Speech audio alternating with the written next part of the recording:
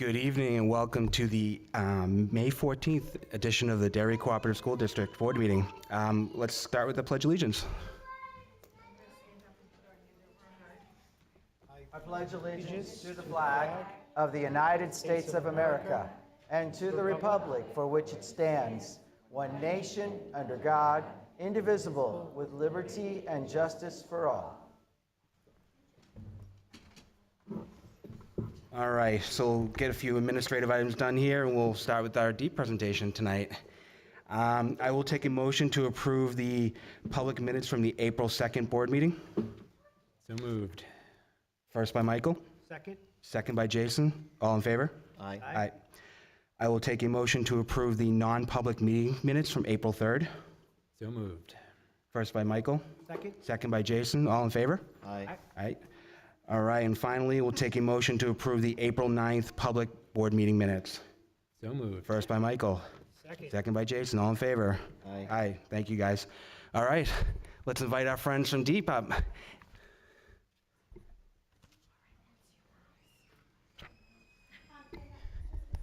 Hey, Jeannie. Right over in this area with, okay. No, we're going to do our middle school friends first, and then it'll be your turn, okay?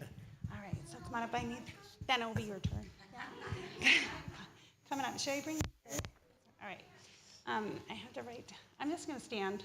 Yeah. If that's okay. Works. And I need my glasses. Ugh.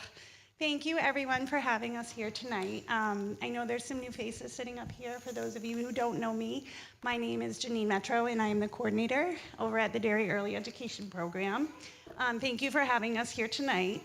Before our kiddos get up to present, we want to recognize and highlight some of our middle school volunteers from Gilbert H. Hood. We have Devin Howlett. Ileana Barafael, we say her last name wrong, Brooke Hull, and Bella White.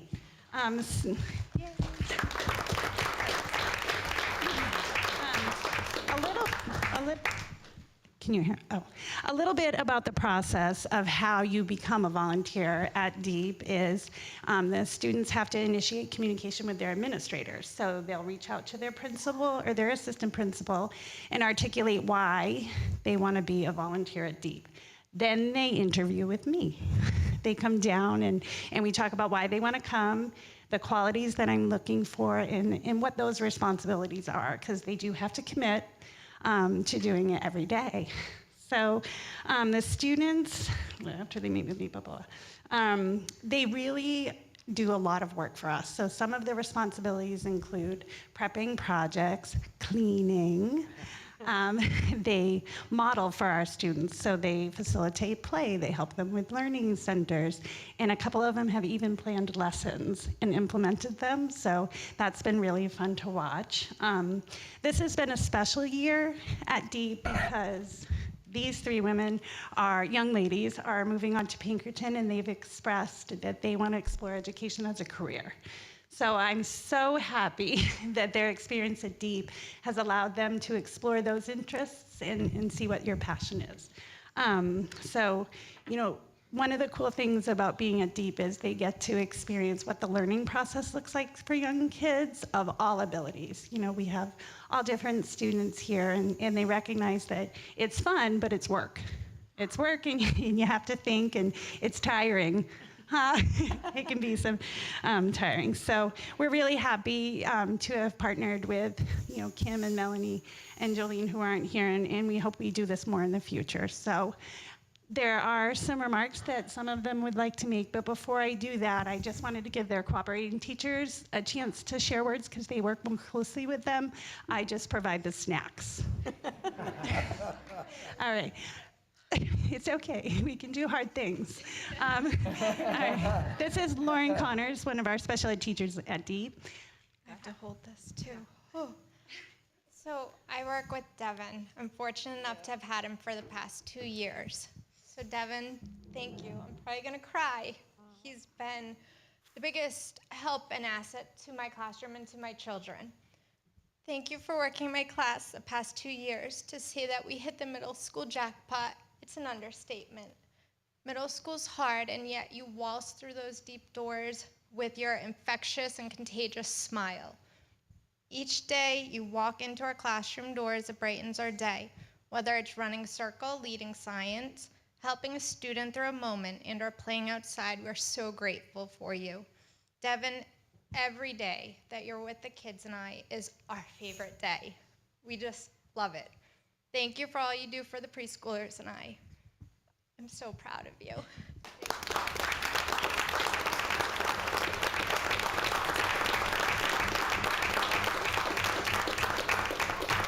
Thanks, Devin. Thank you. You can say something at the end. Okay.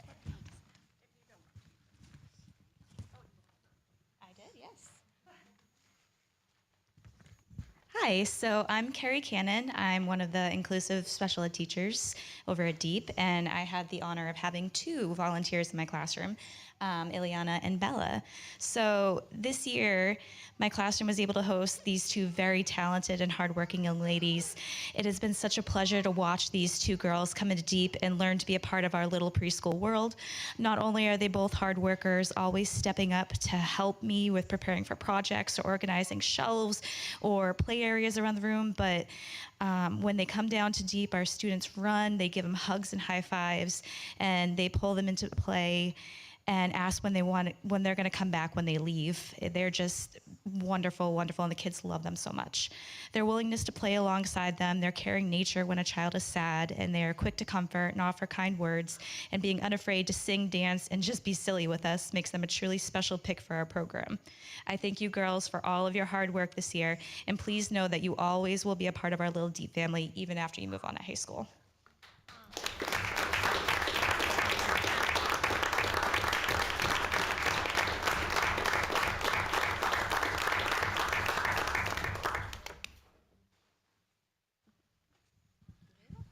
I'm Christine Arbor. I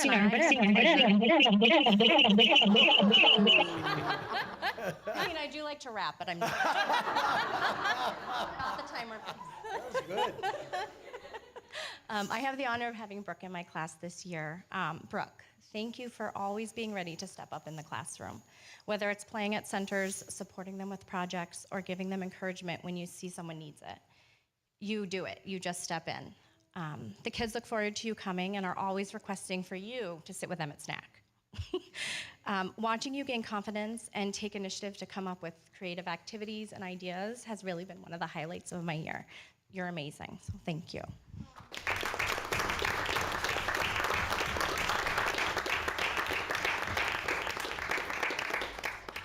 I have to say one more thing. The skills that they've gained just blow me away. And one of them is your ability to manage time, because that is not a strength of mine. And they work off a waterfall schedule, so they come to Deep at all different times, and they have it posted. They set alarms on their phone. I've taken strategies from them to be able to manage some things. So do any of you want to share anything? You do? All right. You don't have to. Oh, I know. I just want to share something about all the kids here. They all make me feel so happy when I come into school. They all smile, and it just makes me feel so at home with all the kids. Like at home. Thank you. And it just makes me so happy when I talk to all of them. I love them all dearly, and I'm going to be sad leaving them.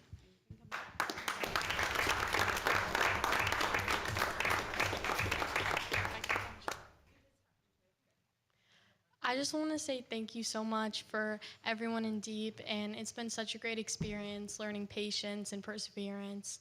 It's like changed my whole perspective on things and helped me understand what I can do as a person to help other people and to help myself. And I really love working in this program. The people are so nice, the teachers, everyone, and it's so great to learn. And I really loved it, and it helped me find out a career path that I love.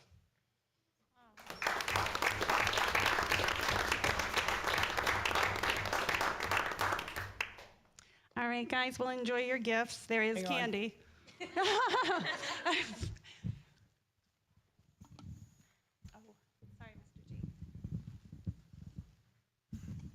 Correct me if I'm wrong, you have two others who weren't able to make it here tonight. I don't know if I'm going to butcher these last names. Ileana, I've been practicing yours. Ryan Bussey, if you guys could take that back, and Chase Coleman. And this certificate says, Certificate of Appreciation, Volunteers in Education, the student's name, for valued service at the Derry Early Education Program. And I've got to go with Ileana. Ileana Bourafael. Bourafael, okay.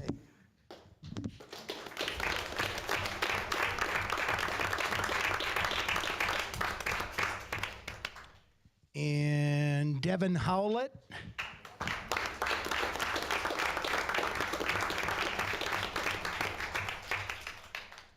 Brooke Hull.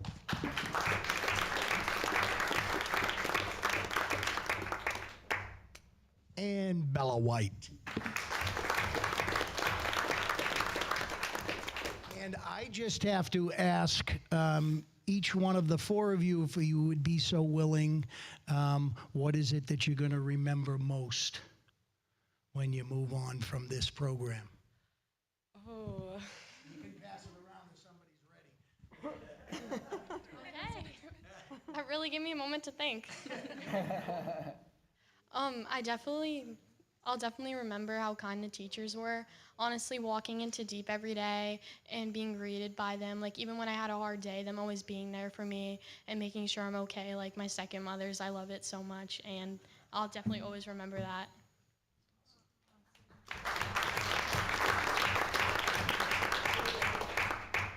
All right, so we had a science experiment and I came up with it. We made Orbeez and it was really fun and I'm just gonna remember that for a while.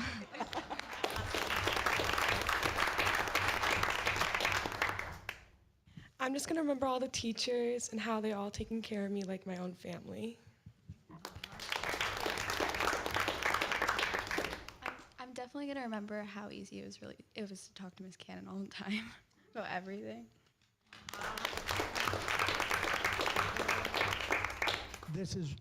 This is one of the benefits of Deep being over at Gilbert H. Hood, because I know the next students come up from the basement, the high school kids, and I want to recognize Principal Miss Kim Carpentino and Assistant Principal Miss Melanie Curran for what they do over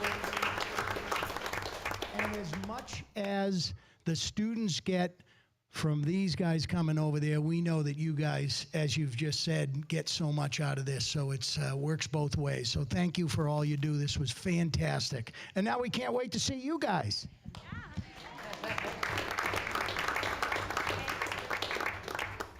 I know. Yeah, I know you're excited about the next part. So I did have a little speech done, but I think that these guys are getting a little wiggly in their chairs. So they worked really hard. We have our 4-year-old students here. They're excited because Friday is kindergarten orientation.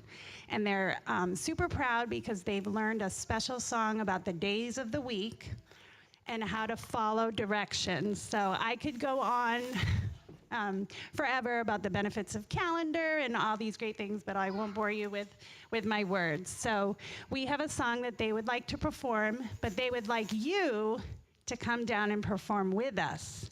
See if you can say all the days of the week, but most importantly, follow the directions. All right, so come on down, pick a friend, and we will dance. Yeah. We'll just dance.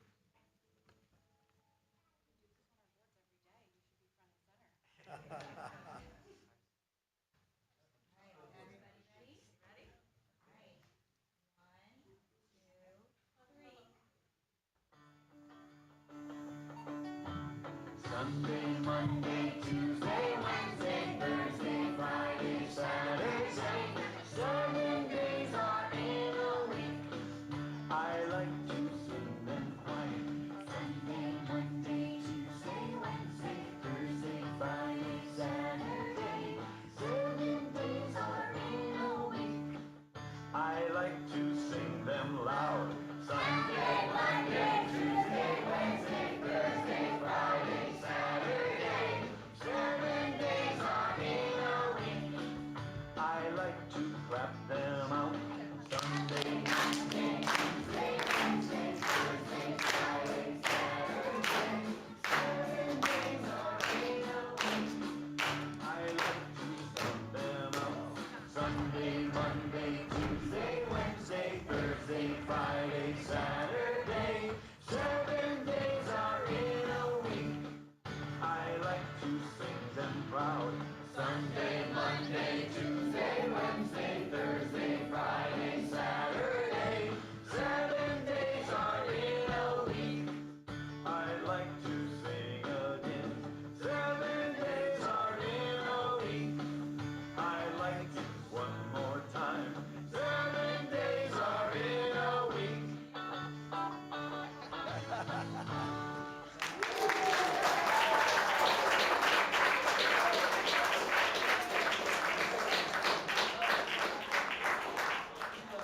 They want to say their names on the microphone. Come to here or come to... All right, so one of the highlights of presenting is we get to say our names on the microphone. So would you like to tell everyone what your name is? My name is Lucas. Good job. And what is your name? Lucas. Two Lucases. What's your name? Owen. What's your name? Gavin. What's your name? Caroline. Sarah. Sarah. Eleanor. Trinity. Ainsley. Tyree. What's your name? What's your name? I am Logan. Hi, Logan. Nice to see you. Did I get everybody? All right. Can you all say thank you to the school board and administration for having us come sing tonight? Can you say thank you? Thank you. All right. Great job. You can go back to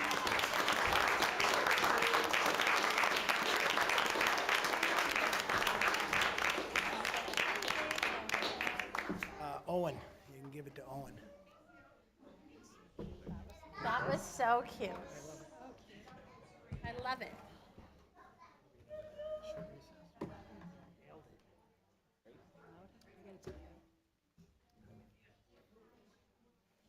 They're so cute. I want them to come every time. Second.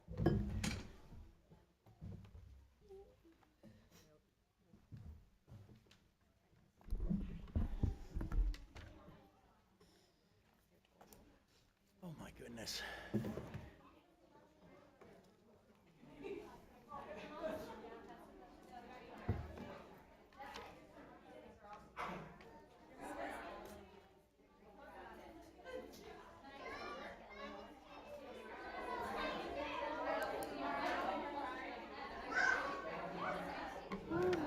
Seven days are in the week.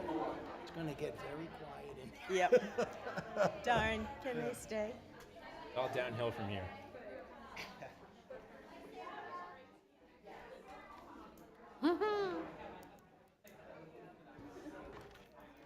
Gonna be in my head. 7 days are in the week. I thought there was air Three of them conditioning. thinking of going into education. Warmer in here now than it is. It's 76. It's usually like freezing.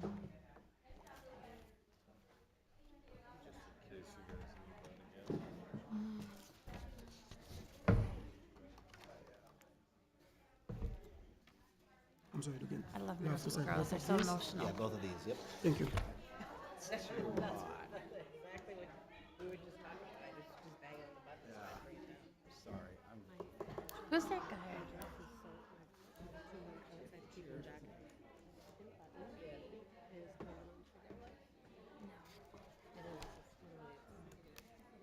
Oh, and then there were...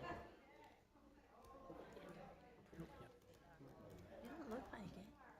Who's that? What happened to your nails? Well, a bunch broke, and then I pulled them off because All right. Wow. You're stressed. How do you beat that? You don't. Okay. You don't. Motion to adjourn? Well, the Bruins are on, so if you want to adjourn, we can. They're going to kill him tonight. I'm been big. All right. Well, that was wonderful. It makes me wish my kids were that old again. But, all right. So we got Pinkerton update. Anthony. I am the complete opposite of their time in school. But that was fun. That was fun. So I'll try to be quick. The main event is junior prom. That's this Saturday. The theme is Under the Stars. The juniors are working really hard on it. The gym's closed this entire week. And yeah, it should be pretty fun. I don't get to go yet, but next year I'll get to help plan it because I'm in class office as well. Math and Science Honor Society induction, that is May 20th. I remember a few meetings back I had mentioned that Pinkerton's buildings will be getting access controls. Do the people who were there remember that? So it'll help keep the buildings safer because, as I said, we don't really have, much of that. Like, all your buildings are one building. We have a lot more than one building, so we don't really get to manage who enters the buildings well. So we're doing this. It'll, allow staff and students to enter with their ID card, and the doors will be open 5 minutes before and after each class period, but then they will be closed and they'll need either their card or they'll have to buzz in, get, visitors pass. Recently, our resource officer, Brian Landry, was honored with the Service Award from VFW Post 1617. That was a really big deal. He's done a lot for Pinkerton. All the students love him, including myself. Great guy. And on May 20th, from 2:45 to 3:45, Just Like Us Club will be holding their car wash fundraiser. So if you need your car washed, go there. And $10 is the suggested donation. That's all I have. Is there any questions? Will they be vacuuming out interiors too, Anthony? I'm not sure. So I think I saw something today that, are they doing tours of the new building? Or did I see that? Maybe I didn't. Not something I've heard about, but that does remind me building construction is on schedule.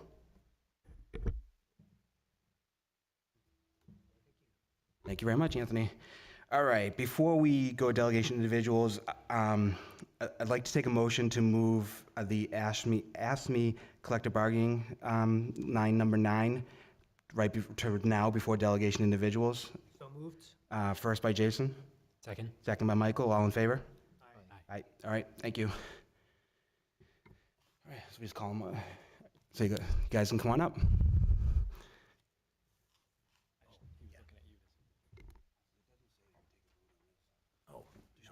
Yeah.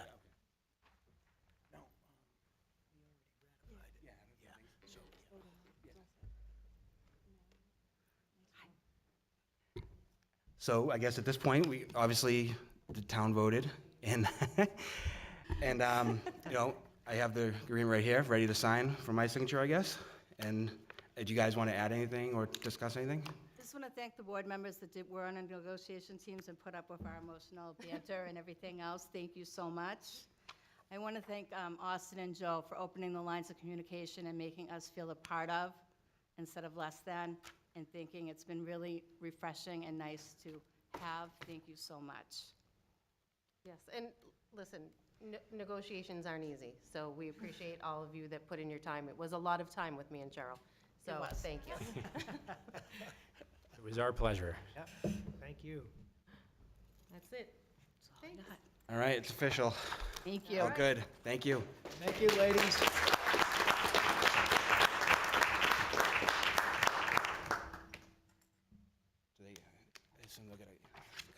All right, so now we'll open up delegations individuals.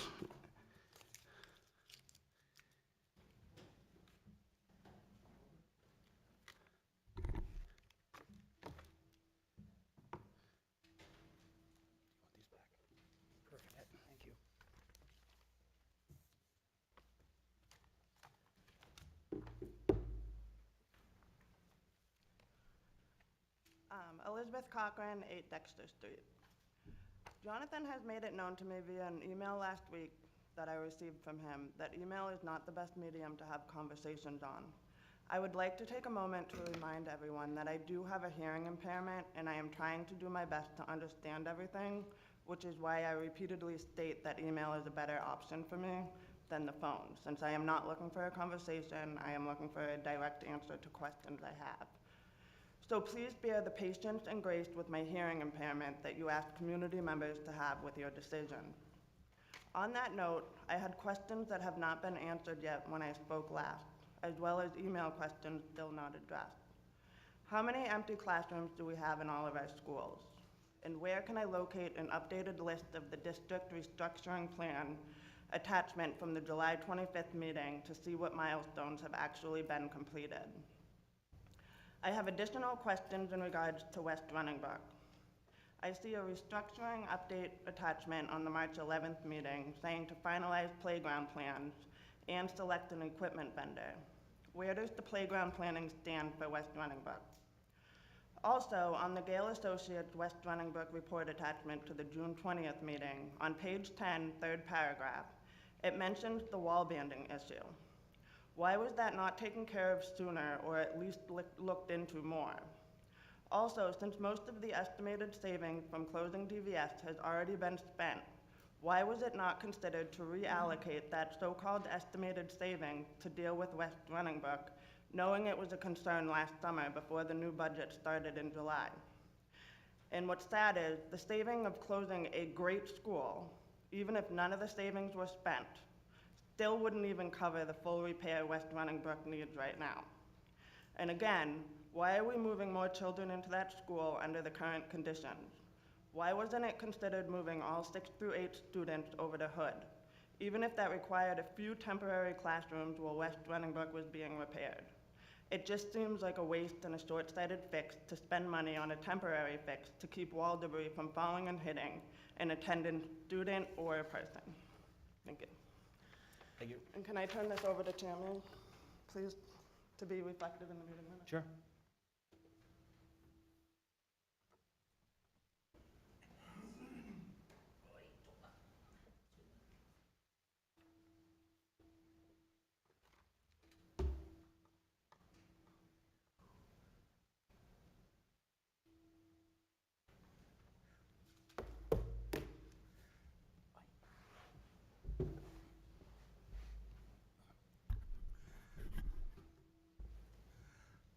Good evening.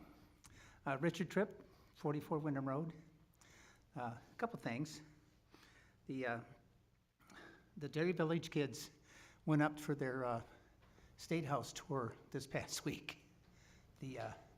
Phyllis and I, since it's going to be the last tour that the Derry Village kids ever go on, figured that we would go up and be part of the presentation. So it was amazing how attentive those kids were. They were sitting there, they're on everybody's, the tour guide's words. They asked us a couple questions. The fact is, Phyllis, she got so into it that the tour guide basically had to throw her out of the room. But it was a great time. The kids were really, really attentive. I think they had a good time. I know that Phyllis and I did. I have some comments on the questionnaire or the survey that was sent out.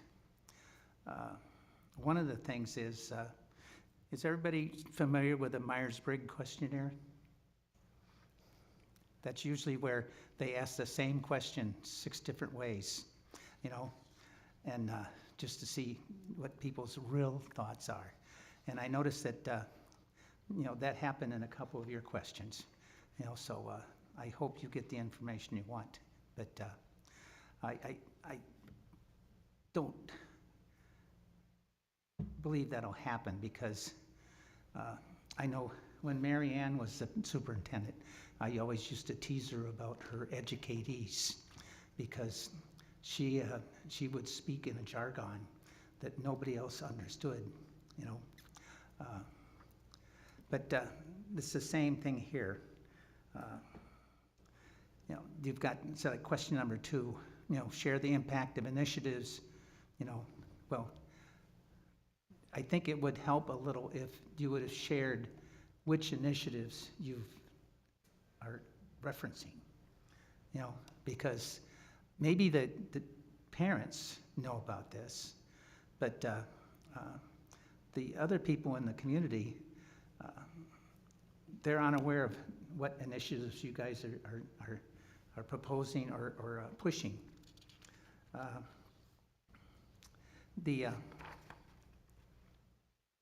And same thing with programming. You know, I know that you guys know what you mean by programming, but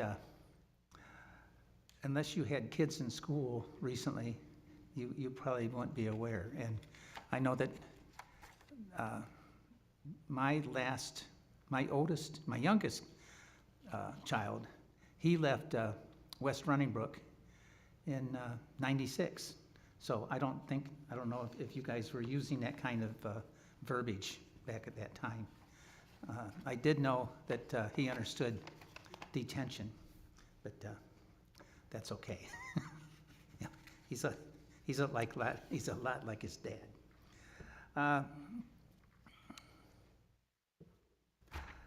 One last thing I'd like to say is that since I do feel there are some issues with the questions you have on the question, can I speak? I think I got like 30 seconds. On the survey, it might have been worthwhile to have had the focus groups before the survey so that you would get, you know, some ideas from the people that are participating, so that the questions that are asked are truly relevant to the people in the community. And thank you. Thank you, Richard.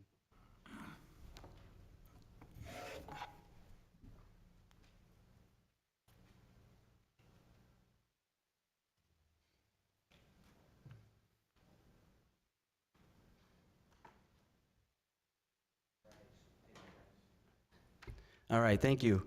Next, we have an application for a school district clerk appointment.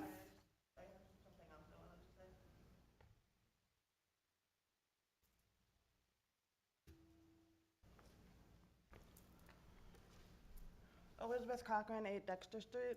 I have some additional questions to ask about, and I'm just trying to stay within my allotted 3-minute time. Upon looking at old meeting minutes, if you look back at minutes from the 12/12/17, that board said, let's revisit the new structure after we take a look at what transportation will look like and what does credentialing and certification look like, and what does unified arts look like. Why was none of that history considered before making this structure change and is now being worked on so close to when this new plan will actually begin? I have been told that the community didn't present a viable reason to keep the current structure, but yet nor has the board really presented viable reasons to move forward with the new structure. What exactly are the kids and staff benefiting educationally from this new structure? I am told the estimated savings of DVS have been spent on the education. Can you clarify what that means? We now have hired a strategic planner to help make education the best it can be after this new structure was already chosen. So why was this strategic planner not the beginning step to this entire project to make sure the community felt that the structure met our educational needs? And why are these surveys claiming that the future is now? What does that mean? Also, in that same meeting minute, it states there is evidence that projection enrollments are projected to increase in 5 years by 44 and in 10 years by 66. So was this trend considered when closing a school as well as the capacity numbers of our existing schools? It also states a projection in number of classrooms required. So was this also considered when making this structure change? Also, looking at Davis demographics reports and capacity numbers, there is an attachment to the February 13th meeting for a capacity report. Who actually conducted that capacity report? There is no letterhead on that attachment, so I would like to know who conducted that or if it was just a report put forth by administration. And why were different numbers given to Davis demographics for their first report they ran in the beginning of the year compared to their second report, which is an attachment to the March 26th meeting? And that report reflects the new numbers from the capacity report I just asked about. Same company running 2 reports that reflect different numbers that were provided to them by our district. It makes me question the integrity of those capacity numbers. Did they change to better reflect the new structure you were moving towards after realizing West Runningbrook had a lower capacity number on the first Davis report? And some of the capacity numbers for the other existing schools have since lowered from the first Davis report and now have more children being added into those schools. So how does this affect overall capacity? Thank you.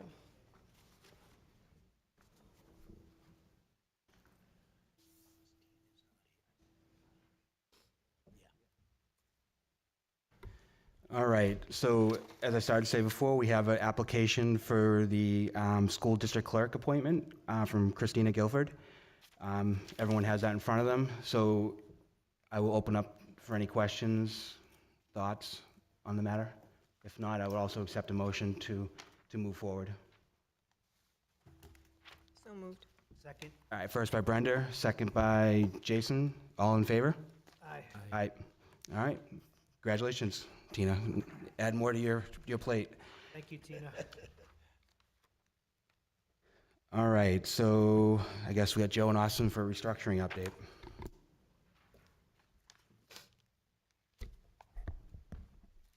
All right, thank you. Just want to walk through some pieces of the restructuring that we've had kind of accomplished since our last meeting.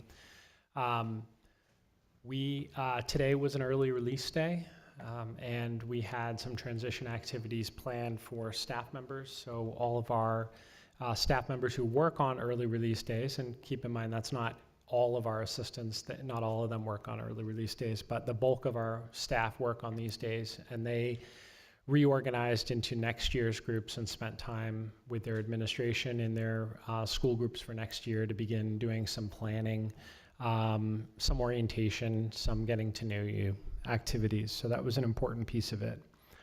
At a few meetings ago, we talked about some upcoming evening events that are planned for families. So those are still on the docket, just to keep it on everybody's radar. On Wednesday the 22nd, I believe, is our elementary schools night. So at each of the 4 elementary schools are hosting a welcome event for students that are transitioning to those elementary schools. It's at 6:30 p.m. at each of the 4 elementaries. The following week on Wednesday the 29th is the intermediate school information night for families and students who are moving to the intermediate school at West Runningbrook. All of this information has also been sent out to families in an invitation with times and locations, so I don't want to step on any of the information and confuse anybody. And then the third evening is Monday, June 3rd, is the middle school welcome information night for families and students who are transitioning to Gilbert H. Hood Middle School. I might not have said 6 p.m. start for the intermediate, and it's also I believe 6 p.m. start for the middle school. It was 6:30 start for the elementary schools. There's fewer students moving in that area, so they're spread out over 4 schools, so that's part of the reason the timing is a little bit different. In addition, we're also planning some transition activities for staff members at the end of the school year. So staff members will have some time together again as a full staff group at the very end of the school year in June. They'll have a day to work together in their new teams. And then additionally, they'll have some time to pack up and prepare for the move. Speaking of packing and moving, I think this is kind of important. It's on one of the items on the project plan. We decided that it would make sense, even though we are hiring, we've already hired a moving team. We went through that process, we selected them, and they are under contract at this point. So, but we wanted to form a sort of a well-rounded team of stakeholders to just ensure that we were paying attention to all the different aspects of the moving process. So we convened our first meeting a couple weeks ago that included administrators and teachers, along with maintenance facilities staff.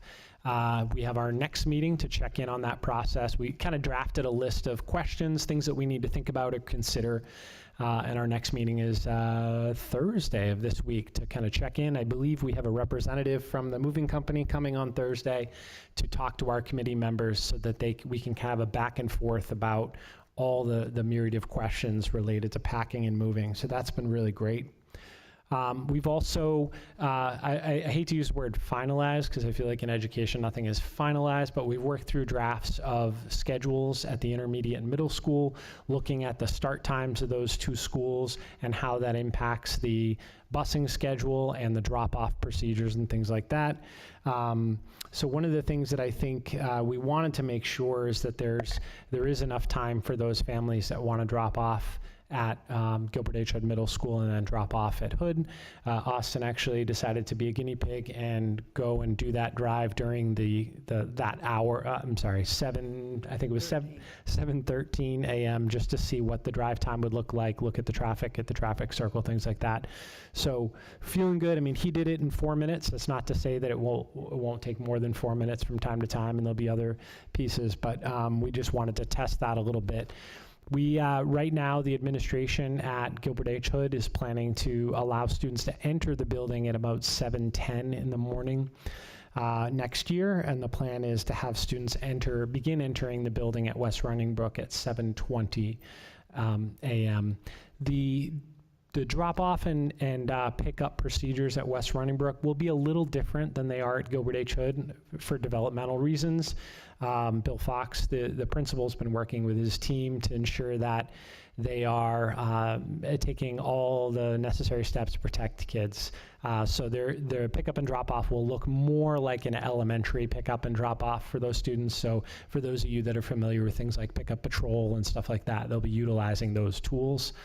So I guess the reason I'm saying that is that process takes a little bit longer than if any of you ever remember the old way we used to dismiss students from Gilbert H. Hood. It was the end of the day, we open the doors and they flood the parking lot. I think it's a little bit more organized than that right now. They let them out in waves. But in talking with the administration at the intermediate school, they felt it was really important to have a very organized, controlled plan. That involves much of the things that I was going to talk about. I'm just going to turn it over to Jane because I know there was a question about playground update, and Jane has been working with Jeremy and his staff about the playground process over at West Running Brook, so I'll turn it over to them for them. Okay, so we have contracted with Activitas, which is, they are a firm of landscape architectures and civil engineers, and they have done the design for the playground at West Running Brook. Jeremy and Jeremy, Rob, and myself have been working with them. The playground equipment has been ordered. We have a design plan that would include 4 square. We know that was important to everybody. So it'll have 4 square basketball and a play structure. Like I said, the play area has been ordered, and we're expecting that in at the end of July, beginning of August, and we're still trying to make our deadline for the opening of school. The play area at Deep, they've also chosen a play equipment, and that is getting ready to be ordered and writing the grant in order to submit that. So right now we're on schedule and hoping to get everything settled for the opening of school. I think Deep might just be open a little bit later than the beginning of school, but we're doing the best we can to get that as close to opening as we can. Do you guys have any questions regarding restructuring process or update? Jane, did you say you have a grant or you're working on a grant for DEEP? We're working on a grant. Thank you. And just a comment about the open welcomes, whatever, in the evening. A larger number. So the administration felt like they needed more time with those families, and they're actually, I think, breaking up some of the programming, especially at West Running Brook. I believe 5th grade has a certain section of time, and I'm getting nods from people who got the 5th grade and the 6th grade are separate times, so it's split out over a longer period.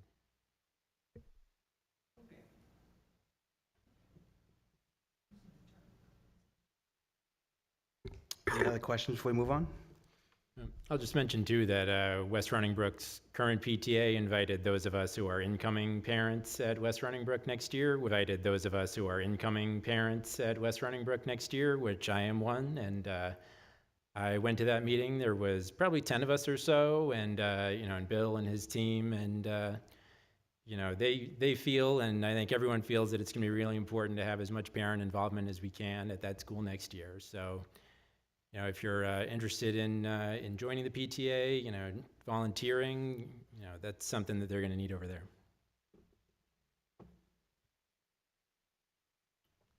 I have one question. The updated project plan, is that somewhere accessible with updated milestones and kind of current? Yep, so I did just make a couple updates on it. It's interesting what we know now versus what we knew a year ago. There's some of the items are half complete, so I've kind of notated that part of it's completed, part of it's ongoing. But yeah, it's been updated and it's still on the school district website, right, Cliff? I was going to comment about that. After the election, we renamed it back to what it was originally called, the facilities plan, and you can find that under the school board section. And it's under restructuring. About halfway down, you'll see the plan. It's the same page, it's just titled different, facilities plan instead of forward bound. Thank you. And about how often is that being updated and kind of just cleared out and checked off and shifted as needed, or adjusting dates or floating as you need? How often are you guys addressing it? So I think we're probably, we go through periods where it's been updated more often than others. Right now, it's probably been updated. Last time it was probably updated was about a month ago. Is that where you want to land, Joe, or do you want to tighten it a little bit as we kind of finish up the year and get into summer and the activities ramp up, or you feel a month is good?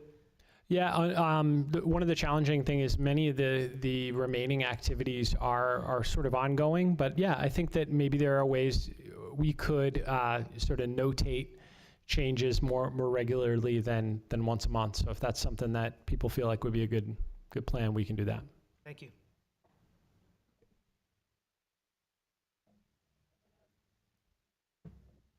Okay, thank you guys. So we got the strategic planning update. Is that you, Joe, or are we doing board members on that one? We got facilities first.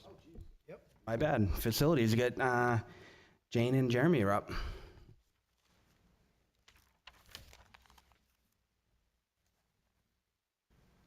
Everybody always forgets me.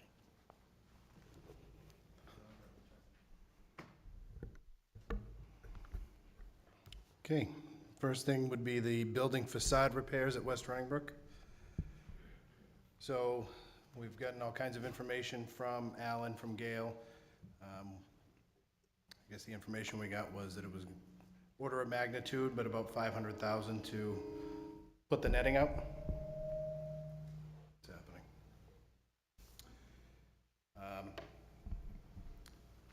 We talked about doing fencing around the building, which would be, am I too close? Oh, my bad. Okay. We were talking this week and kind of came up with a plan, see if everybody agrees with it or not, or we can talk about it. Maybe going back to Gail, they want to do another survey just to see if there's been any movement since they did their original assessment. They went around the building and went to certain areas and labeled things 1 through 3, 1 being the worst condition. If they went up now and we had them do an assessment, maybe there's more 1s than there were before. Once they did that, if we planned on having them design a way to put netting up in just those sections, and then within maintenance, we can monitor the ones that they consider 2s or 3s, or we can put netting over the 1s and 2s, depending on what we decide. And if anything gets progressively worse, then we have whoever we do the netting come back and net those areas to just try and kind of hold us off until we can decide or find the money to make the repairs. So we have to make some sort of decision before it's too late, because procuring whatever we need to do the work, getting them to do, somebody to do the work, Gail has to do a design as far as how they want to adhere the netting to the walls. So this stuff all takes time. We just need some sort of direction to go in before the start of school. I don't think, in speaking to Gail, it's a liability thing, because on their reports that they gave us, it's potential fall hazard. So we have to do something. It's just, what do we do? So if I could add to that, when Jeremy and I spoke to Alan last week, he, while we know at one of the board meetings, he estimated it could be $500,000 to do the netting around the entire facility. That did not go out to bid, so we're not sure exactly how much the project will cost. But if we, like Jeremy said, if we have them do another assessment and come back and give us a new report, an updated report, and then he could also draft the RFP and have his structural engineers design the netting area so that they could put that out to bid. The cost would be somewhere between $17,000 to $23,000 in order to have them do that. Now, originally when we met with our facilities committee, we looked at, would the only solution be to put netting around to get us through until next year, hoping that we have some money in if we were to get some funds through another warrant article. So as we know, we brought that report forward last year. That was part of our plan and part of the warrant article that was brought forward. It didn't pass, so banding the entire building is not going to happen this year, nor is there enough time for them to draft and get an RFP out and have them come do the work this summer. But he did say that if they were to move forward and retest and put an RFP out, the likelihood of being able to get the sections of the ones netted, and that would be a cost savings for the district because we're only doing certain sections, and if our maintenance department is checking to make sure that whether there's any movement on other areas where the 2s and the 3s are, that should be able to hold us over until we will be putting it out on another warrant article next year to have the facade done on the entire exterior of the building, which is the goal of the maintenance and I believe the facilities committee to get that done. So that, what we're looking for tonight, what Jeremy and Austin and I are looking for tonight, is for the board to approve to move forward with having Gail come out and retest all of the identified areas where there's 1s, 2s, and 3s, and have them generate a new report so that we can move forward and then have them draw up an RFP and drawings for the specs to do netting in the areas of 1s around the building.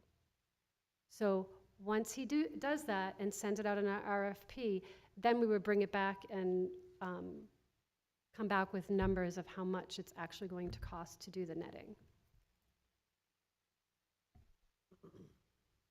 So I just have a couple questions, maybe.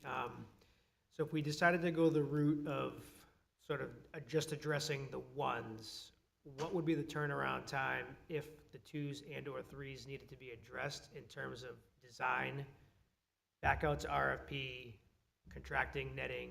Will they be able to flip I think at that point, we would know what it costs. You know, if we're gonna do a section and it costs X amount of dollars, if we have an area that turns into a 1, we know it's X amount of dollars to do that. You know, over time, maybe it goes up a bit, but we know what's involved and we have those drawings. Those would be set. That's how we would do the whole building essentially, if we had to. So I guess my question then, are they gonna do a full set based on all of it? And then we would only take the 1s, but we'd have the 2s and 3s available should the need arise? Yeah, I think that I don't know what the product looks like, whether it's, like, say it's a 10-foot section, and they could do one section of banding, you know what I mean? And then kind of just bounce around the building wherever the 1s are. And if somewhere in there it turned into a 1, it would just be added to that spot over time. Does that make sense? Or am I Yeah, not so all understanding? we'd be looking at then is material and installation, and we wouldn't need an Correct, additional that set other of portion drawings. is done, yeah. So we'd be set with Gail at the 17 to 20,000. That's my concern, is then we go back and then we have to have No, it another wouldn't set have of to be redone, drawings. 'cause we're looking for like specifics. We're looking for what type of anchor, how far below the banding the anchor would go. You know, it would be a set drawing that we could hand out to vendors. We wouldn't have to go back to Gail for that after. And the process really for doing that project as well, and speaking with Alan, It will need to start, while we're in our budget process, is when we should start putting that RFP out for the granite replacement banding. So we would start sending that out, working on it in November and sending it out definitely by January. So I was gonna say, when that warrant article passes, the contractors would be ready to go ordering materials to be ready to do that work next summer, Summer 2025? 2025. Not this netting, but yeah. So the 17 to 23,000 is for another assessment? Is that correct? Another assessment and drafting the RFP and having the structural engineers do the design for netting. So how many assessments has Gail done so far? 2? We have one assessment that identifies the zones, if I'm, Yeah, they did one at West, one at South, and one at DV. So, so the one that was in the report last June was the first one that they've done, Gail, at West. So because we've heard the word liability, I'm actually wondering why we did keep West Running Brook open and why we didn't close it till we could fix it, because I don't like the word liability when it comes to children being in a building or staff being in a building or the community that uses that building a lot. So was there any discussion about that with the facilities committee, about the concerns of that building? And because every other building that I've asked about that we were going to close, no one told me there was any concerns about liability or danger. This is a danger, and it's obviously concerning to you guys because you brought it to us, but was there any discussion about this during the facilities committee outside of Derry Village, Yes. South Range, Grinnell? There was tons of discussion Is there a around this. reason it As didn't soon as we found out from Gail what the issue was, we discussed it as a facilities committee, and it was brought immediately to the next board meeting for discussion. With the severity of it? Yes. I do not, I went back and watched that June meeting. I didn't hear concerns about liability. Because I wanted Maybe to the know. word liability has changed, Brenda, but the concern has been the same. We were concerned when Gail presented. Jane, I think was her name. Alan wasn't at that meeting.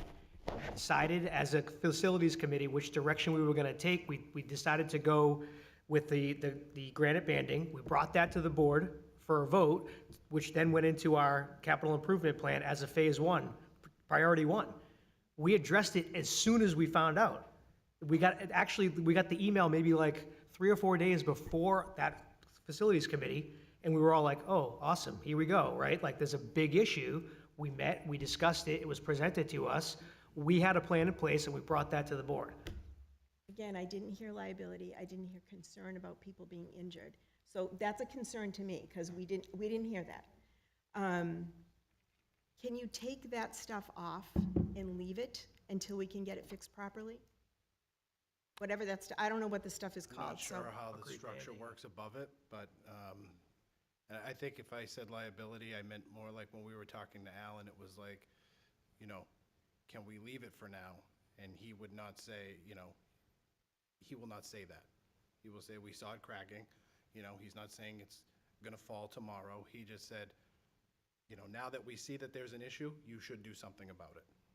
We addressed this as soon as it was brought to the attention of the committee. It was addressed, it was discussed in that committee, and it was brought to the board as a priority 1. It was included as phase 1 in the warrant article for the bonds. That was the plan. So to go back to the initial question from Ms. Corcoran, we addressed it immediately and discussed it as a full board after the facilities committee, the very next meeting.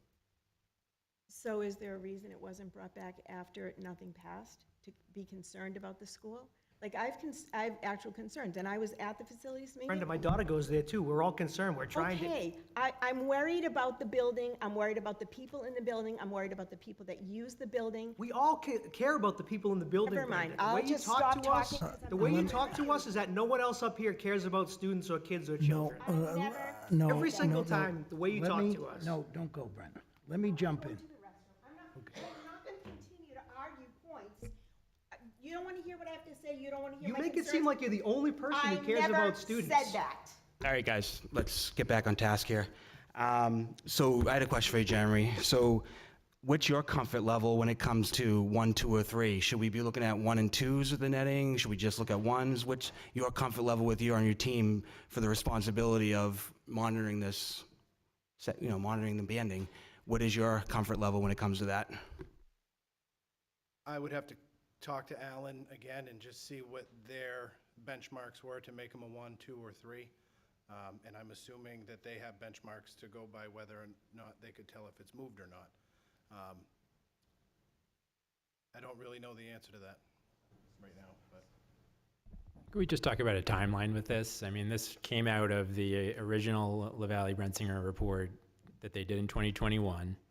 And they basically... That was a visual inspection. Yes, and they basically said, this looks like it'd be a problem. You should engage with an expert to go into more depth with this. Which we did. And that's where you brought that. Yeah, we talked Yeah. about it in a few different meetings here, Yeah. and we went out to bid. We got Gale. Right, that whole process takes a long time. And then we got the assessment. We put it on the warrant article. So since we found out that this is happening, it's been an ongoing, every week conversation. Yeah, and of course, the intention was, you hope the warrant article passes, and we're doing that project this summer. Right. That didn't happen, and we met immediately after the election to discuss what the plan would be to move forward, and that's where we started talking about, the And netting now, containment measures. whatever decision we make tonight, now, that still gets dragged out, because now we still have to go back to Gale. They still have to take 2 or 3 weeks for their design. Then you go out for an RFP. If we decided to do the netting, that's a 2-week process. Then you award it to somebody. They're 3 weeks out, we'll say, right? So now we're like at the end of summer if we called them today, potentially. So. When you say that you had the discussion about the Plan B after the election, that Plan B was to close a safe school but keep an unsafe school open? Don't even know how to respond to that. I don't even think, I honestly don't know how to respond to that. That's just, I'm really not even sure how that, we're talking about keeping an unsafe school open, but we're closing a safe school. So you're saying you knew this even after the warrant article didn't pass. You had your Plan B conversation, and your Plan B conversation included keeping an unsafe school open, but closing a safe school. no, that's not how it happened, and Then please explain what did happen. I think Michael just did. And first No, of all, he just said that there was a Plan B I conversation. think Jason did too, by the way. So we're getting off track here. We need to figure out how we move forward.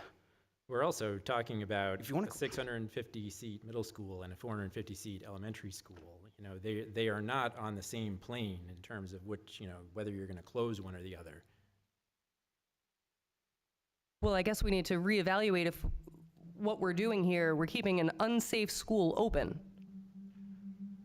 So maybe when we looked at our Plan B, it should have been a little bit different.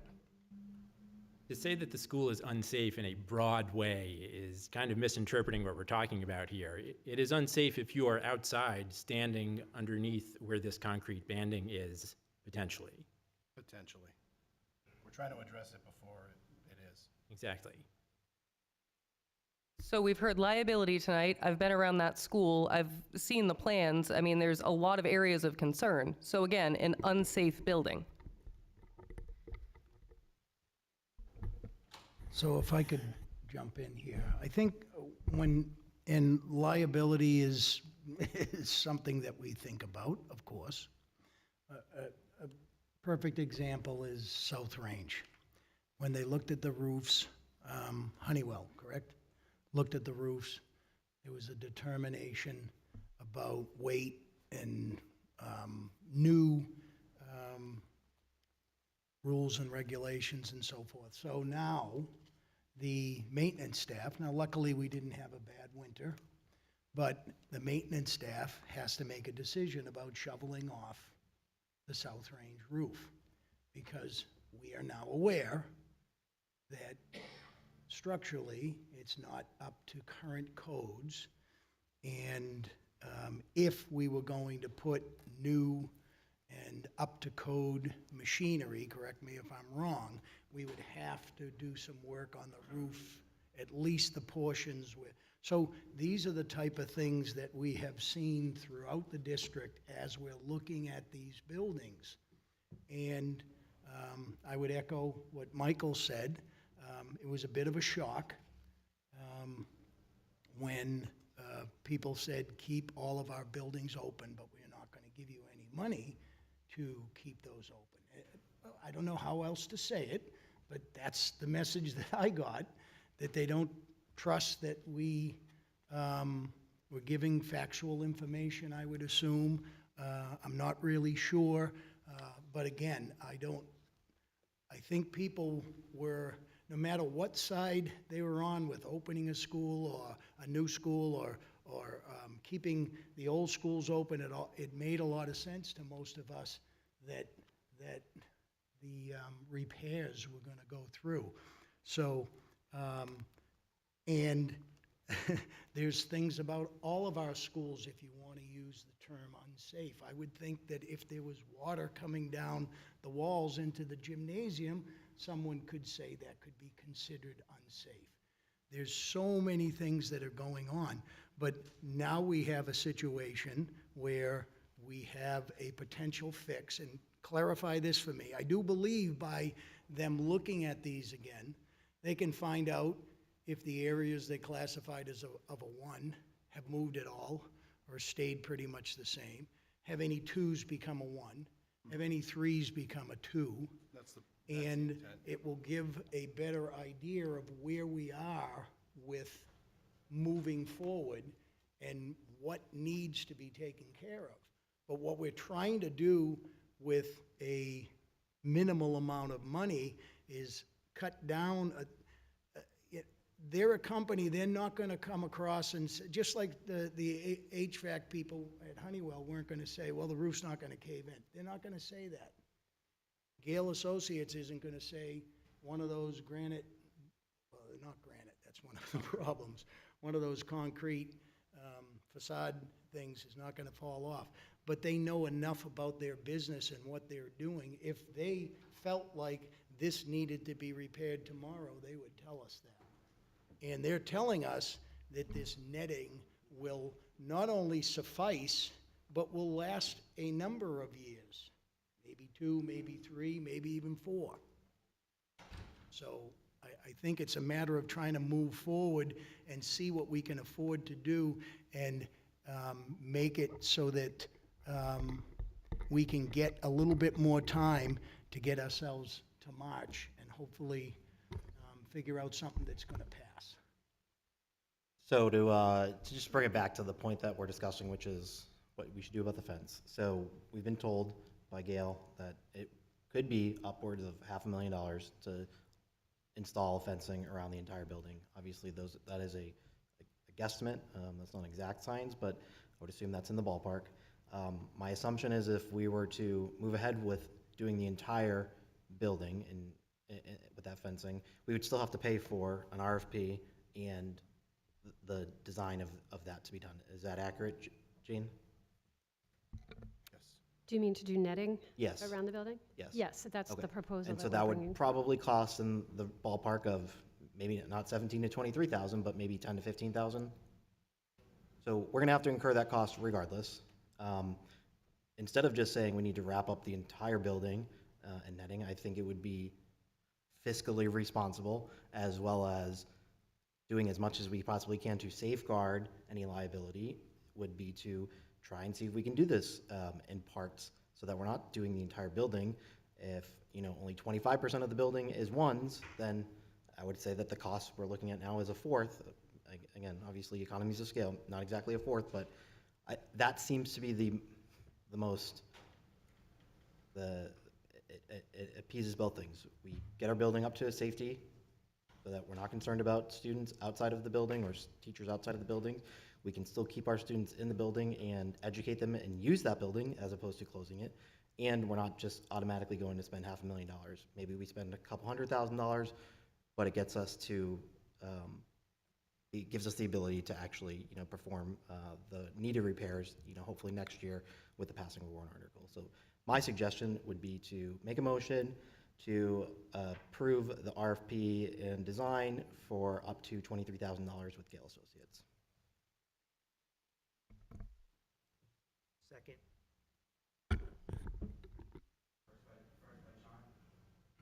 First by Jonathan, second by Jason. Any discussion? You know, I think we can all agree that there are no good options here, but this is the best option that we have right now. You know, I mean, this project is going to have to get done at some point. You know, like we've said, the netting, you know, I think they estimated for 3 years. So this buys us 3 years. And, you know, hopefully we can do as little netting as we possibly need to for, you know, the lowest price that we can. And then we get this project done next year. So we're looking to spend this money, and you're saying that's going to get us 3 years, but then we're also talking about putting this out for another warrant article. So we are asking to spend a couple of $100,000 to then be asking for $3.5 to $4 million, but we're not saying whether that's going to be happening in March or 3 to 4 years down the road. So it's a little confusing there. Well, when warrant articles don't pass, things cost more money and you have to do more things to make things safe. So that's kind of where the situation we're in. When you don't get your $35 million over 3 tranches, you have to troubleshoot and fix things as needed and figure out ways to do it the least cost possible. I don't know what to say beyond that. We didn't get the money. We're trying to fix a problem that's been lingering for the last year. So that's kind of where we're at. Warrant article failed. We have no money. We're trying to troubleshoot a problem. That's where we're at. I hope we use this as another lesson that we really do need to listen to our community. And had we the prior year leading up to that warrant article, we would have known that the path you were taking us down wasn't the one that was going to get support. Had it been done differently, the support would have been there, the money would have been there. So I hope we keep that in mind this year as we move things forward. I appreciate that. I appreciate that lesson. One thing I'll say is, you know, when decisions of the board are made, we need to support them, stand behind them, and if you don't support them, you need to come to a meeting prepared for an alternative suggestion. I no longer want to hear, you should have done this, you should have done that. I want to hear solutions. When my professional life, I am where I am today in my professional life, because I troubleshooted, I problem solved, and I became successful by doing that. I didn't blame people, I didn't look backwards, I moved forward. And that's what we need to do as a board, because we got some serious issues right now, and the only way we're gonna do that is we move forward and stop blaming the past. I have a question about Gail. In June, last June, 2023, one of the things he talked about was 50% of the building needed to be banded. Wasn't sure beyond there how much more would need it to be safe. Those were not his words, those are my words. To whatever, to not fall, to whatever his terminology was. So if we know from that meeting a year ago, or almost a year ago, that 50% needed to be repaired or held onto the building with banding, we don't know what's happened in a year. We don't know if we can just take it off and what's underneath it. I guess you probably do know what's underneath it, but we don't know if we can just take it off until next March if we have a warrant article to fix it. One of the other questions I have is putting the banding on puts holes in the brick. What happens to that? Like, how is that? Putting the netting, you mean? Yeah, so you've got carabiners going in there, right? So there's holes there to hold the carabiners in, to hold the netting on. What happens to water that gets in there, and how, if... Did you say we haven't thought about that? Well, that's great. I'm glad you thought about it. I didn't. I didn't hear those answers. I wasn't part of facilities. I am going to facilities meetings now so that I hear him. And if my questions are a problem for you, you need to stop. So if the carabiners go into the brick, how do they stop that from getting wet and creating more problem inside? Because I looked at the pictures that he had, and some of them inside definitely had a problem. That'll be part of his design to make sure that that doesn't happen, because we asked him about that at the facilities meeting. Because I was wondering, is the building gonna look like Swiss cheese after we're done with the netting? And he said that they put it in the wall strategically so that they can patch it properly. And whatever they use for an anchoring system would not allow for water to get in. So, and let's just assume this happens, is their process for sealing it, because we know what happens when things are sealed here now by other companies in other parts of our buildings, is that guaranteed? And for how long? I can't answer that, but I'd love to know that. And this is not against Gale. I think they have done a fantastic job. I will absolutely admit that they've done a really great job for our district in coming up with information that we needed. But there's also other concerns. yeah, and I know that, I don't know that much about the netting, but I know I've seen it throughout my life in bigger cities and stuff when they're doing construction. I mean, it's all over the place on high rises, so it's not something new. It's not something that they don't, is never done. So I would hope that they have it figured out, and part of going through Gale and doing the design, that we would get that information. And I do want to add, because I had that exact same question, Brenda, and I apologize, I don't remember what the answer was as to why we couldn't just take them down. But I don't know if Jerry remembers, but Alan had indicated that, and I don't know if it was that water thing and stuff, but yeah, because I was like, well, just take them off. It'll be ugly, but I don't remember the exact reason. What I do remember is, no, you can't do that. I don't know if anybody else remembers. One thing I did recall is, didn't he say that the net would be attached to the building through the mortar joints to the backup Correct, wall, right? yep. So you're not drilling into the bricks. Right, which is patchable with more mortar. Again, I have a concern about And if the patching. hole Like, was we in have the roofs brick- that got patched, right? We have, so, I just don't have a lot of trust in, not them, just process. Because you I patch, think in this and process, look where we'll we get get. those answers. I would ask is, we did talk about an alternative that didn't look like it was viable. I forget what it's called now, but if you have a concern, what is the alternative? I'm more than happy to listen to it. I'm more than happy to hear people's thoughts on how we move forward. I have no problem with that. So I'd love to hear what people think alternatively we should do. What did Alan say? What was the story with the fencing? I know that was an option that we had discussed. Well, when we spoke about it in the meeting, it was, you can't 100% prevent somebody from going over the fence.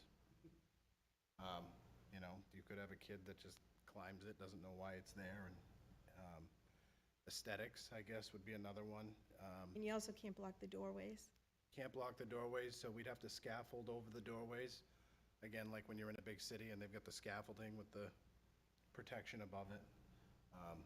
You'd see something like that around the back doorways, the emergency exits, or wherever we determined we needed them, but.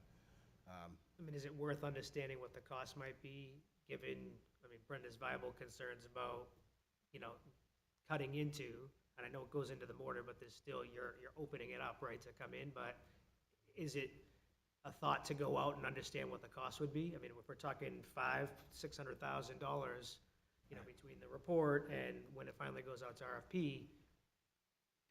I think Alan's. I hate to drag, you know what I mean? I think Alan's concern about the fencing was that it is not 100%, it doesn't 100% protect you from liability. Because. And the doorways, and the doorways are a problem. We have a lot of doorways. I don't remember the number that he used, but he used a number of doorways, and you can't fence around them. So there would be other pieces to stop anything, scaffolding to stop, and it would stop and start and stop and start because of the number of The doorways. netting is the only option for us until we can get to the full repair. And once we have that information from Gale, then we can present that of how the holes will be patched before a hole is drilled. And we can ask that question about. And a guarantee. Guaranteeing it, yep. I do have a question. I really appreciate your calmness, man. I like that. So my question, from a scale of 1 to 10, how bad does it need to be fixed?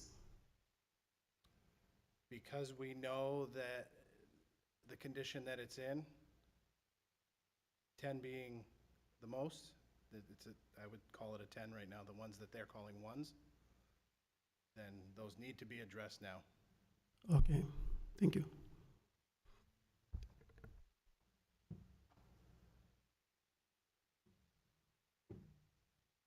All right, there's a motion on the table. I'll take a roll call vote. Jason?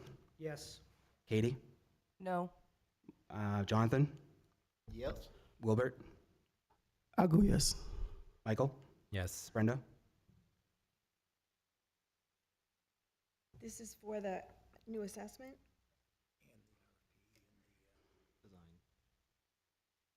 Yep, RFP, design, and assessment, all three.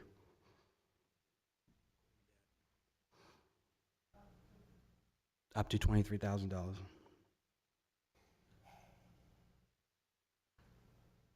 I'm going to vote yes because I'm concerned about the safety. I don't like this at all. I really don't. I wish that something else had been thought of last June when this came up and when the warrant article failed. And we should have thought about what school we were closing, because this is a very big concern to me, as it is to everybody else. Agreed. The chair votes yes. We have 6-1, and what I would say is, we're a board of 7 people. This concern was brought up numerous times at numerous board meetings, so it's incumbent on all of us to provide feedback and alternatives and solutions to problems that and it's not on the facilities committee solely, because we bring at every facility committee meeting, the next board meeting, we give updates, we give recommendations, and it's up to the board to decide on how to move forward. And from what I've witnessed in my last year, I think we were pretty consistent in that process. And I don't know what else we could have done, except I don't even know what else we could have done. I thought we were pretty straightforward and transparent and gave all the facts of the matter at hand. And that's fact. All right, Jane and Jeremy, we got the East Derry Memorial School fire alarm system. So going back to the master plan, it was brought to our attention, other than the issues that we deal with daily in maintenance, that our fire alarm systems are outdated. We've got the budget last year to start with the East Derry fire alarm system, and again, hoping that the last warrant article had passed, we would continue with the other schools in order of priority. We got a bid for the fire alarm at East Derry. We are going with a notifier type system made by Honeywell. It's very user-friendly, and the intent is eventually to have the same type of system throughout the whole district, so we can maintain it properly and keep spare parts on hand, where right now we have a lot of conventional systems. We have a lot of issues that really can't be addressed even by fire alarm techs, just old wiring. One of the schools that we actually at Hood, the only company that we really can work on it right now is Johnson Controls, and to have them come out and either replace a detector or do a simple task is over $1,000. It's just ridiculous. So we're trying to kind of keep everything the same eventually. So we got 3 bids for this from Yates Electric, Austro Electric, and All Pro Electric. Yates was the lowest at $252,900. Austro was $275,595, and All Pro, I don't know where that came from, but they're $397,000. We recommend going with Yates. They're the lowest, and they estimate to get the work done on time. In the notes, we have flow switches there. We actually have a couple of sprinkler heads there, even though that building doesn't have a sprinkler system. I don't know what determined why or where they put them, but there is a flow switch on them if we do decide that we want to attach those to the fire alarm system. They gave us a price for each one of those at $250. Austro was at $878. They don't need to be tied into the fire alarm system, so throughout the process, we'll see where that goes. But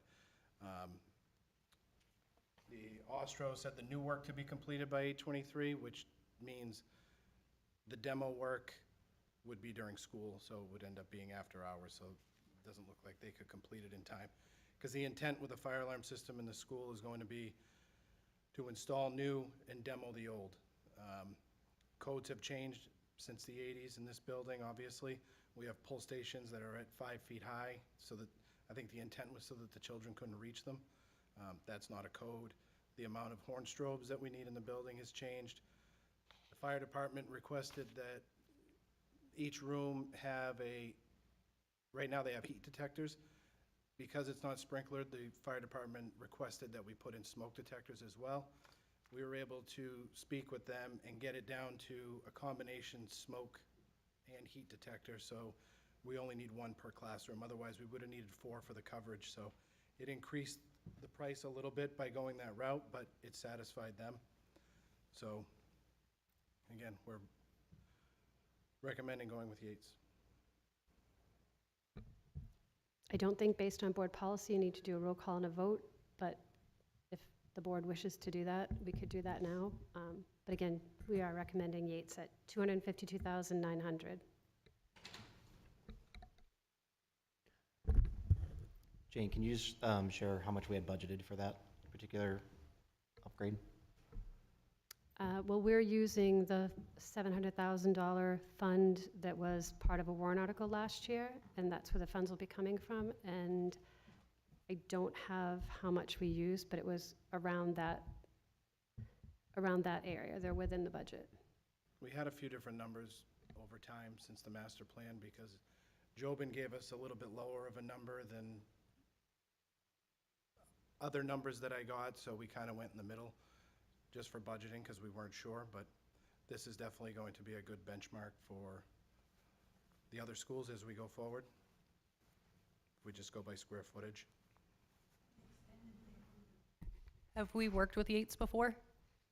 Yes, And they're a good contractor? very, yep. Okay. All 3 of these are very reputable and experienced in installing these systems. And based on the RFP, all 3 of these vendors did a mandatory walkthrough with the engineer who did the RFP and followed the process. And every part of the bid, the specs, everything is equal. We went through SCI out of Wyndham, so they had a very comprehensive set of drawings, so everybody had apples for apples to bid on. So these are all accurate.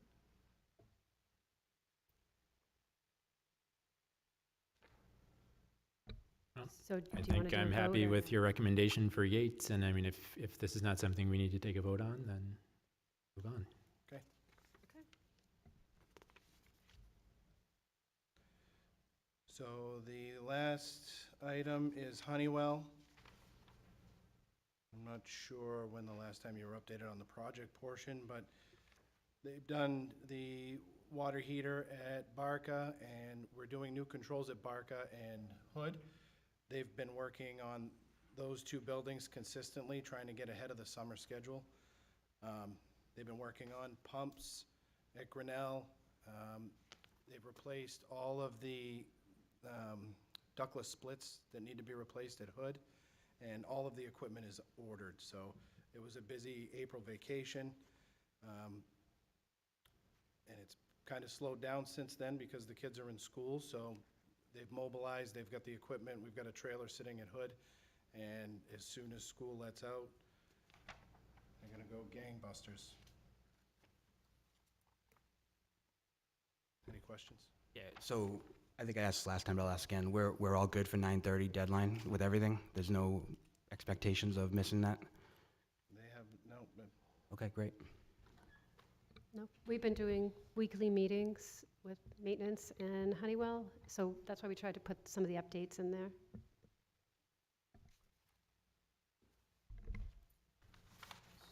Jeremy, a couple questions, or Jane. The Honeywell lists out a bunch of general conditions that we have to meet. Are we having any trouble with having your team do those things? me, like, what do you mean? It's just talking about, like, Honeywell is not responsible for repairing existing electrical wiring problems, routine maintenance, utility meter, just all that stuff. Are we having any? No, Okay. there hasn't been any problems. All right, perfect. And then, Changes here and there, but they're good to work with. Their guys are great, so. yep, excellent. And then, I know Jane just mentioned the weekly reports. I know you guys just met with them, I think, last Thursday. Any major updates since then? I know it's only been 3 No, like I business said, days. it kind of hit a lull because they need to be in the hallways and, you know, getting into the roof and getting into the ceilings and stuff like that, so we met with them. I guess one of the big portions is there's a little bit of abatement that needs to be done at Hood, so logistically, we're trying to figure all that stuff out, but other than that, it's pretty smooth sailing. They're really familiar with our buildings as it is, so it makes it easier. Thank you.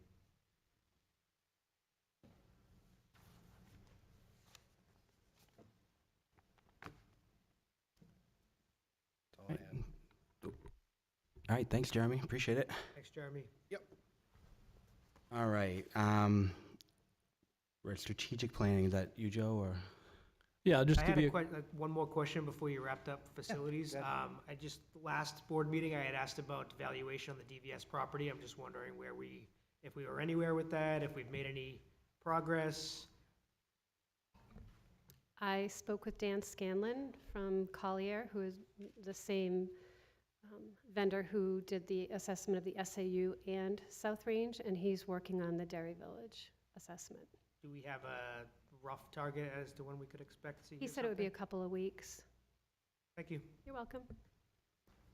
Jane, can I ask you a question? So are we having assessments or are we having actual market value of property? And I actually meant to go back and ask that about the SAU as well, because that was a letter that we got from him, right? I don't think that's a real market analysis. That doesn't really give us what the property is really valued at. We need a real market analysis to get that. I'd rather have what we really need to know than have a letter that costs us money and then have to go back and get a market analysis that costs us money.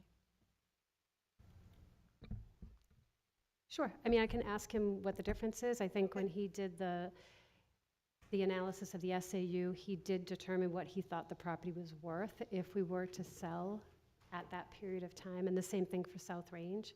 And so he's doing the same, you know, and I agree. The town has the SAU assessed much higher than his highest estimate. Just an FYI. The property assessed valuation, sure, is different than his market analysis, yeah. And because even when we did Floyd, we estimated the market to bring us in over $1 million, and we sold in the 200s. So, yeah. Yeah, there was a crash. It was a crash, burn. Yeah. What was the tax assessment? 600 something. 600.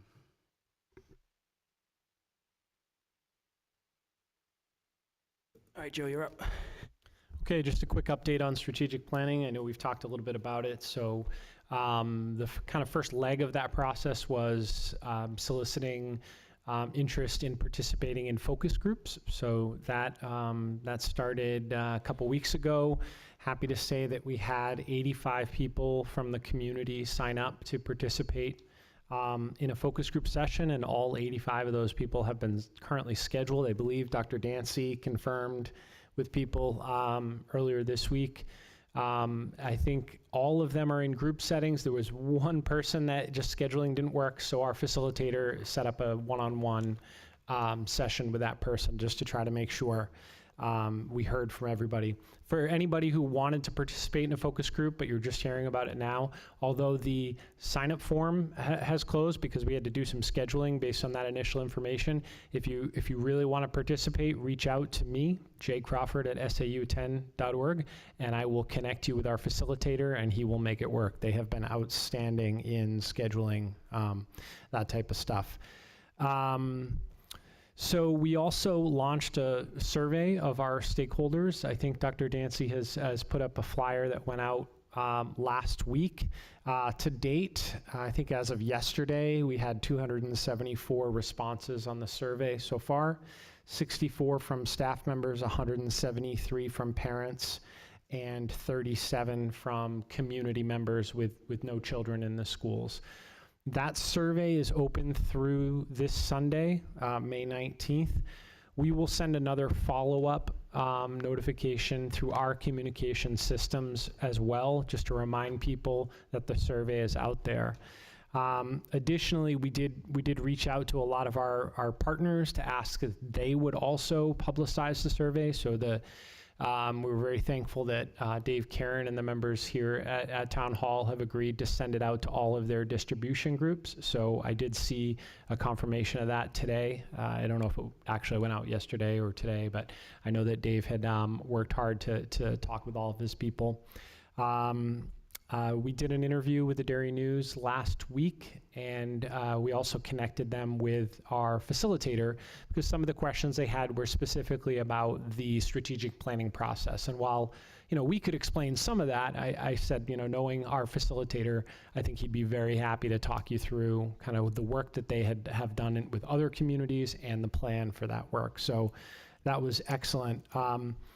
We also reached out to a number of partners throughout the town, and I apologize, those of you on the strategic planning committee, you already got some of this information, but I think it's important for the public. So we reached out to members of the town council, department heads here in town,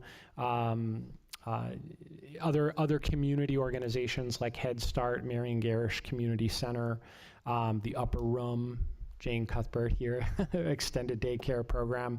All of our legislators that represent us up in Concord have been contacted directly and encouraged to participate in the survey and or a focus group, whatever they think would be appropriate.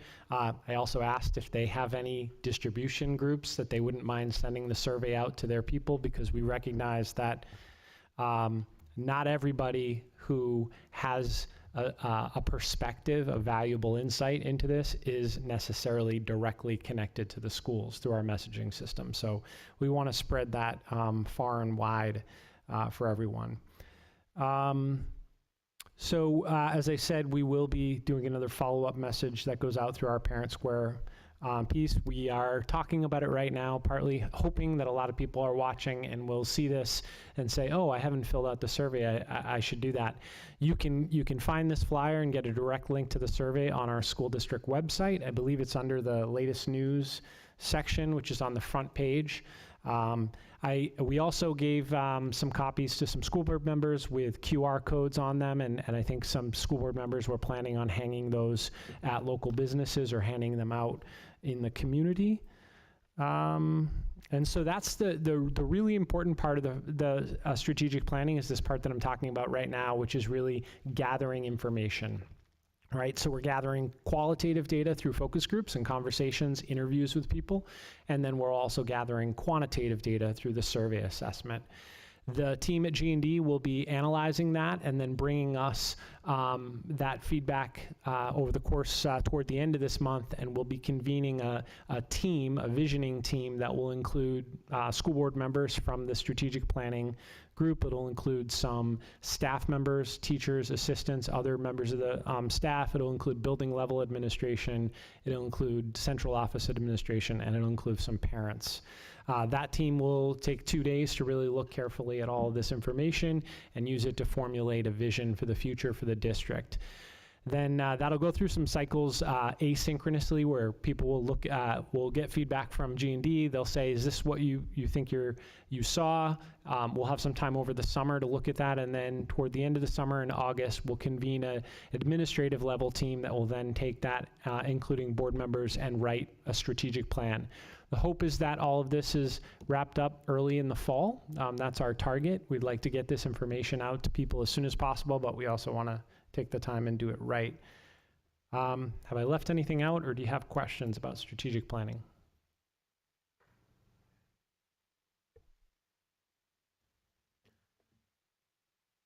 I was just going to say thank you for all the outreach that you guys have done over the last couple of weeks. Saying, you covered a lot of bases, and I mean, community groups, getting it in the newspaper, like that's everything that we can do. And I mean, I would ask everybody in the community too, if you know about this, tell everybody that you know in town. There's only so much that the 7 of us up here and the administration can do, and we do want as many people as possible in the community to participate in this process. And to speak to the process a little bit too, the way things are being done, the questions that are in the survey, I know the timing of the survey and the focus groups was brought up earlier. This is all coming out of our discussions with G&D and what they think best practices are. And, they do a lot of these. This is their business. And, we trust what, they're, telling us is the best way to go about this. So, we're driving the bus to a certain extent here, but, we are leaning on their experience for a lot of those types of things. Michael, if I could follow up on what you just said, this is also posted on our social media sites. So if anybody sees that and wants to repost it or retweet it to get it out as far as possible, we'll be reposting it again later, but share it, retweet it, do whatever you can to get it out there.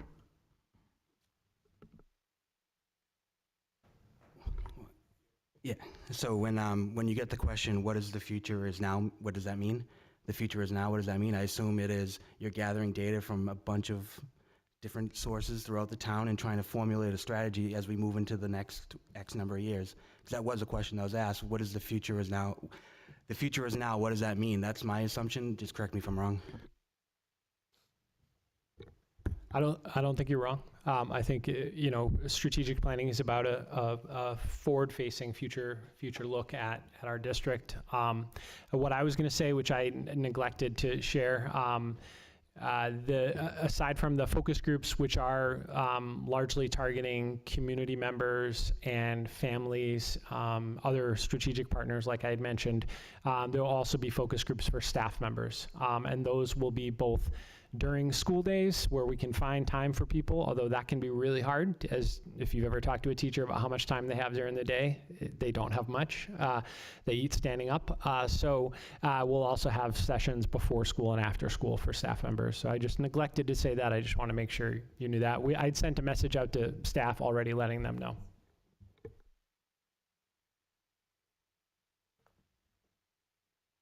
All right, well, thanks, Joe, appreciate it. If the board would allow, Jane asked if she could have a few minutes to speak to us on a presentation. I would accept a motion if the board is agreeable to that. So moved. First by Jason. Second. Second by Michael, all in favor? Aye. Aye, all right, thank you.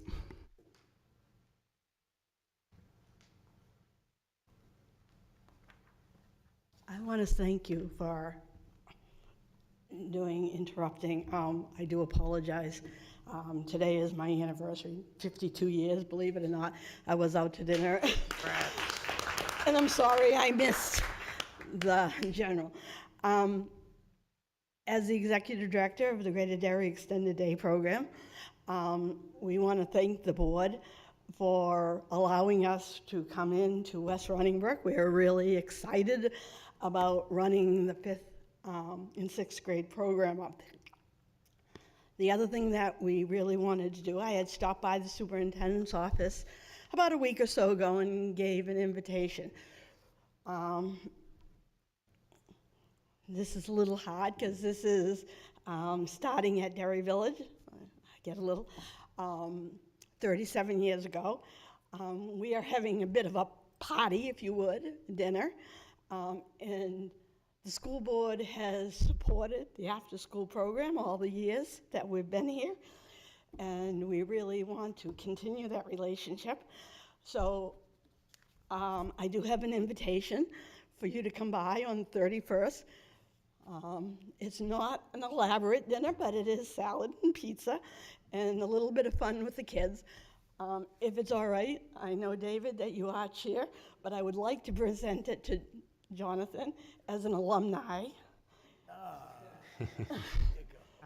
Near and dear to my heart, Jonathan and his brothers came through the program years ago. But all of you are invited, especially our new board members. If you don't know who we are, come and see a little bit of us and see who we are and what we do for the kids. It's just, we would love to have you. Thank you.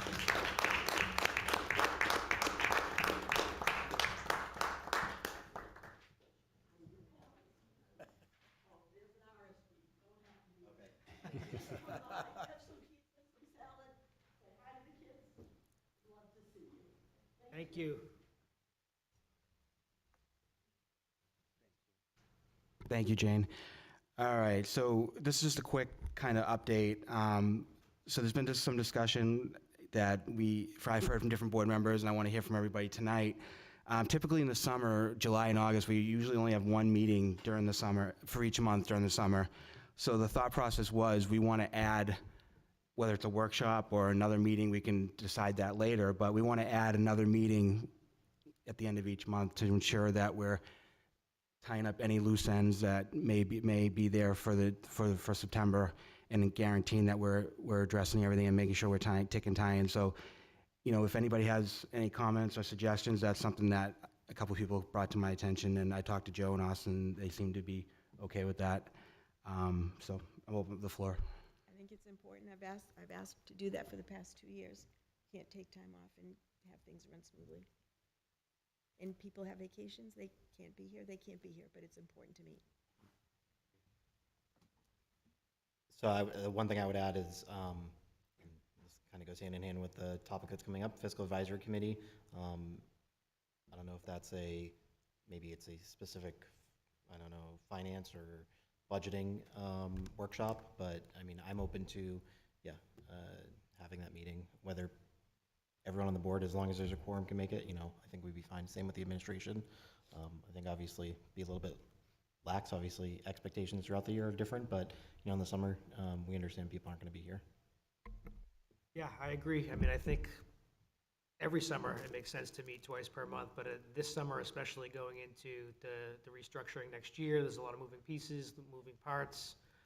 To Brenda's point of, you know, not having time off and then having things kind of fall. Look at tonight, right? We haven't met, and there's a lot to get caught up on. So I think it's more important that we stay close and stay connected and stay communicating on everything leading up to next year.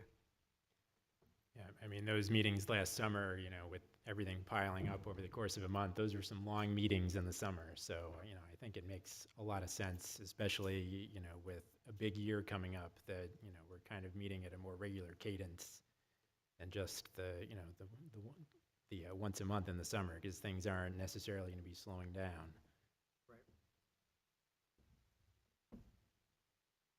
Okay, sounds good. We'll Michael and I will work with Austin and Joe on what that looks like, scheduling wise, and what kind of topics we'll discuss. So we'll get back to you. And I know currently Kathy's working with Sheila on scheduling anyways with this room, so I didn't have any specific dates tonight to give you, but I at least wanted to throw it out there so everyone knew that that's what we're thinking. So once we have the dates, we'll get them out to you, and then agenda items and all that kind of stuff will follow, like topics and that kind of thing will follow along as well. Well, does it make sense to keep our regular Tuesdays? Because we know that town council doesn't meet then. That's what she told me. I didn't question her. I'll wait to hear back from her and see what she comes Just up a with. suggestion. I agree with you. I assume it would be the same cadence, but you never know. I have tentative. Do you want me to mention it or not? Let's wait till it's final. Okay. The one thing I would request is since this is the first 80-degree night, I don't know about anybody else, but I could use more air conditioning in this room. I don't know about you guys over there, but just a little request.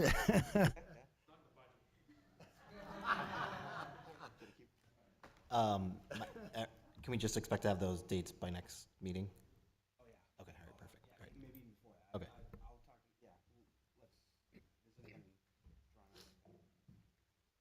All right. Jane, you're up.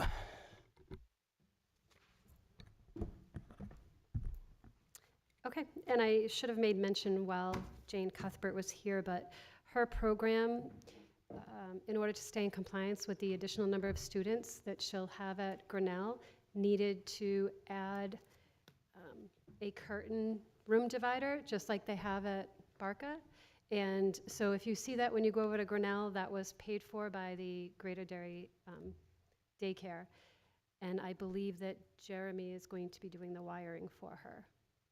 So that was put in by them.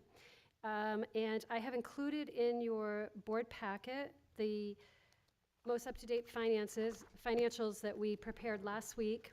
And again, it's tough when these are a whole week behind because we just did a manifest. So included in the manifest that you're going to be signing tonight is the second payment of the Honeywell project. Again, that's paid for through ESSER. The original, I guess you could call it a down payment on the contract was 1.7 million. They have completed the amount of work covering that, as well as our most recent bill that was, I believe it was 469,000. So Jeremy has signed off. Jeremy goes out and inspects all of the installations and the project for Honeywell. I've done a walkthrough of all the projects. So we're very comfortable with that. But these were done as of last Wednesday. I have the treasurer's prepared spreadsheet. We have the updated revenues. And a little side note on revenue, we just received from the state regarding Chapter Law 264, which is for educating our special ed students that are up to age 22, and the state sends you a reimbursement or a payment. And there were only a handful of districts that received those payments, but Derry was one of them, and that was for $24,718.73. So again, that would be part of our unreserved fund balance at the end of the year, since we cannot spend them as they were unanticipated. We've made some notes when you're looking at expenditures by object code. Again, last year we did have unfilled positions, which correlates to unspent benefits. Also, the guaranteed maximum, we did not meet that because the actual rate came in lower last year, so there's a little bit of surplus in health insurance benefits and dental. And you can see the remaining balances of Pinkerton Academy, special ed, and regular education. So right now, those are our estimates. And we also have it in there by function code. And then we did the unassigned balance sheet. And again, these are estimates. None of these have been audited, believe it or not. I have not been going through an audit for the last, I don't know, 2 months. But they're coming back. They always do. So they'll actually be coming to, I'm hoping, the June board meeting to present the 2022-2023 financial audit. So Melanson, they're called Markham now. So Markham will be coming to deliver that presentation. I also had some highlights that I just wanted to make mention of with regard to food service as we continue out our year.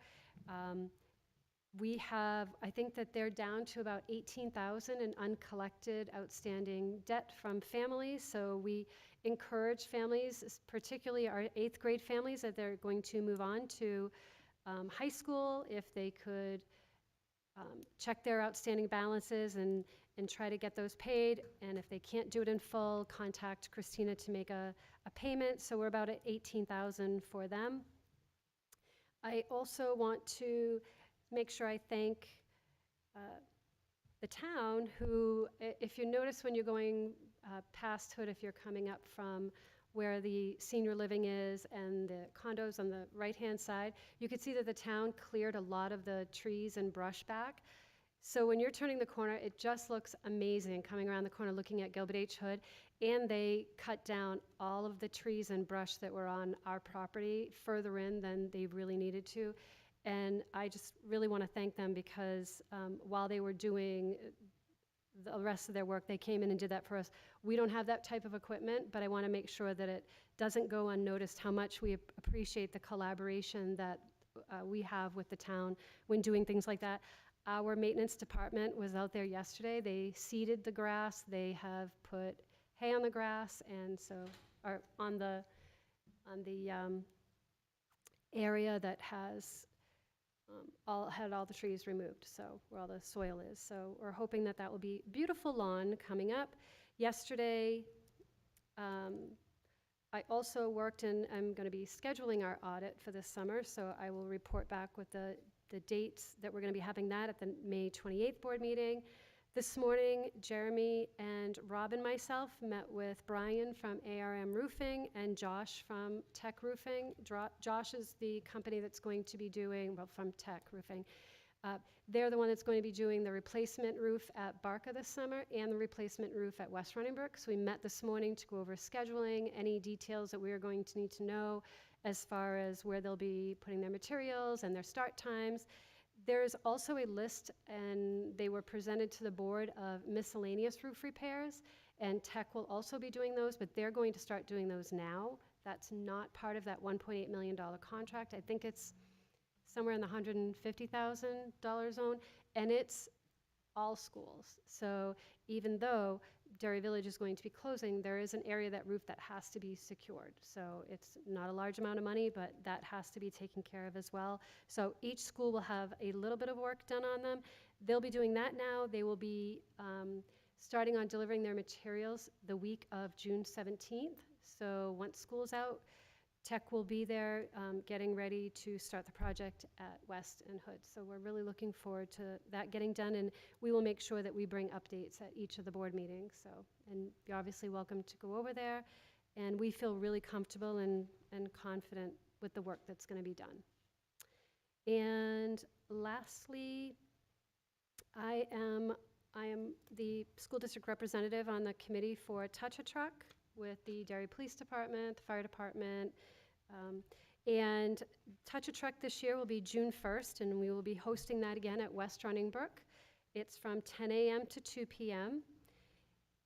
They do have several food trucks that are going to be there. However, they did not have one that sold hot dogs and hamburgers. And on 2 different years, I have worked with the grill in our food service department to sell hot dogs and hamburgers and raise funds to have in the food service program so that we can have it as a sort of donation pool for parents who we may have to pay off some debt. So Christina Lebelzik, our Director of Child Nutrition, is working with me on that, as well as Kim Conant. I hear she's working the grill, and several other people in our office, but we're looking for 2 to 3 other people who may want to volunteer, either being cashiers or just helping out. So if anybody on the board or anybody else would like to help us out, that would be great.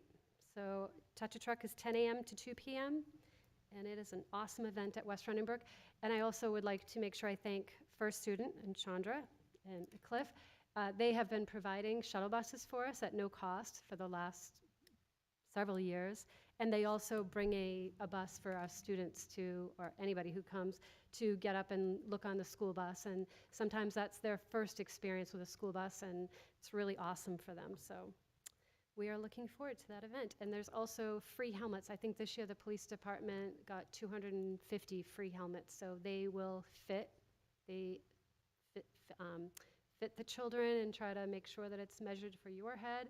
And they also will still have the BMX bike demonstration, which is awesome. Last year we had to move it indoors because of the rain, so we're hoping for a great weather day, but that's it, unless anybody has any.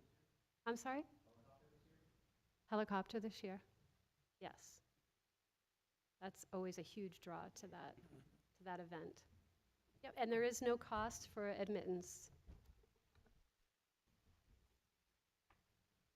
Jane, I just want to say thank you. I mean, our food service debt was up to $35,000 at one point or whatever it was, and we're at 18. That's a big lift, and thank you and your team for all the extra work being a debt collector, and it's very much appreciated. Thank you. I think it needs to be noted as well, based on school board policy, students are not supposed to be charging past $25 if they have a $25 balance, and Christina has been trying to stick to that this spring. So a lot of families do have debt in the hundreds, some up to 700 individually for students. So she is sticking to that policy and making payment plans for people. So I don't want people to think that we are taking trays. We never will take a tray from a child. But in our board policy, they cannot charge past $25, and also for those families that have a large outstanding balance, if we're unable to collect it, there are further collections that we will have to resort to. I've reached out to several other food districts who are using a collection agency, and that's what we'll have to work with. But again, at any time, parents can call Christina or their kitchen manager, and we work out payment plans. So. When you say that they're not allowed to have more than a $25 balance or they can't charge, what happens if a student, and you're saying they're not taking trays, so like how is that managed? Um, it's very delicately. What happens is, again, so yes, we will not take a tray from a child, but if they're getting past that point, and again, kids have been in the hundreds, so now we're getting to the end of the school year and we're trying to just get stricter on it. And what they do is if they've continued to go through the line, Christina will call the parent, email the parent and say, you know, this is your outstanding debt. And the majority of these are the people who just have high debt, people over $100 where they've made no effort to make any payments. And we just let them know, please have your child bring in lunch from home. We cannot have them, please don't have them come through the lunch line, and please have them bring a meal, or if you can make a payment arrangement. So there are people who owe more than $25 who have payment arrangements that we're trying to work with them. So that's how we've been doing it, and making personal phone calls and sending emails to parents, asking them to bring in food for their children. Now, obviously, we encourage them to fill out a free and reduced application. If they don't qualify for that, we work out very reasonable payment plans. So that's how we've been handling it. Very sensitively, we are very aware of the age of the children, and no child is going to be embarrassed in a line or not fed. But a lot of the kids, what we're finding is they are bringing in lunch and still going through the lunch line. And that's the parent complaint, is that we've been letting them continue to go through that lunch line and not shutting their children off, and then they have all this debt. So we've been working with, Christina's been working closely with the principals, closely with the teachers, saying, you know, this parent says that they are bringing in food, can you just check their backpack, make sure they're just not forgetting to bring their lunch down? That's kind of what's been happening. Or kids are buying snack and not, you know. So they can't pay for snack if they're in debt, but they can bring in cash and pay for a snack. So.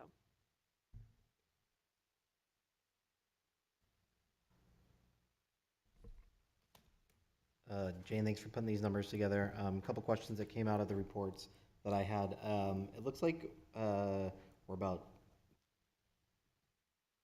30% in less revenue from Medicaid than what we expected. Do we expect that to change between now and the end of the year?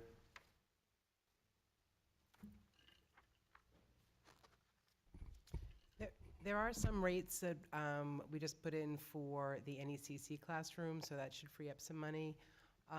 They have become very strict and much more, I think there's lots of factors. One, MSB has changed over their system, so that's been a growing pains with the company, not necessarily with us. People are sticking to it and putting all of their sessions in. We have done some tightening up of some of the billing so that we don't end up with a payback at some point, because if they reimburse you too much, you pay it back later. So we are certainly not in the position where we can be paying anybody back later. So we've tightened up on some of those things. And really it's just a matter of some of the submissions that they do, the state needs to approve. I was on with MSB last week, and they have found that things are being denied that should not be denied. So they have to resubmit and go through that process over and over again. So there's lots of bugs to the system. And it's not necessarily our bugs, it's not even MSB's bugs, it's when it gets to Medicaid itself and getting that approval to go through with the Medicaid to Schools program. There seems to be lots of stop gates that MSB is navigating and just keeping their eye out and continuing to work with their agencies to get things to go through. So I do hope that some money will shake out in addition, and some of it is going to be over the next few months of them continuing to put through things that were denied that shouldn't have been. So I think next year, Jonathan, when we're doing the budget process again, I'm going to, I lowered my estimate even this year, and I'm going to lower it again next year. Okay. And then the other, the expenditures by object code, I just saw that, property service / maintenance was $1 million. Looks like it's gonna be $1 million overspent. Contracted services, which doesn't surprise me, is close to $600,000. In transportation's $350,000 overspent. There, contracted services makes sense because we have a lot of unfilled positions, and so you have to go outside for that. But the property service maintenance, $1 million is kind of a big number. So just wondering if there's anything specific that I may be missing. Right, and some of this, when we did this, some of it hasn't been transferred to the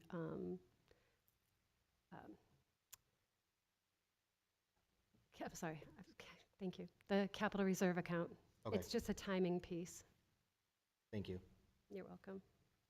And the transportation, part of that is that we negotiated the contract in the spring when that budget was already presented. And we also,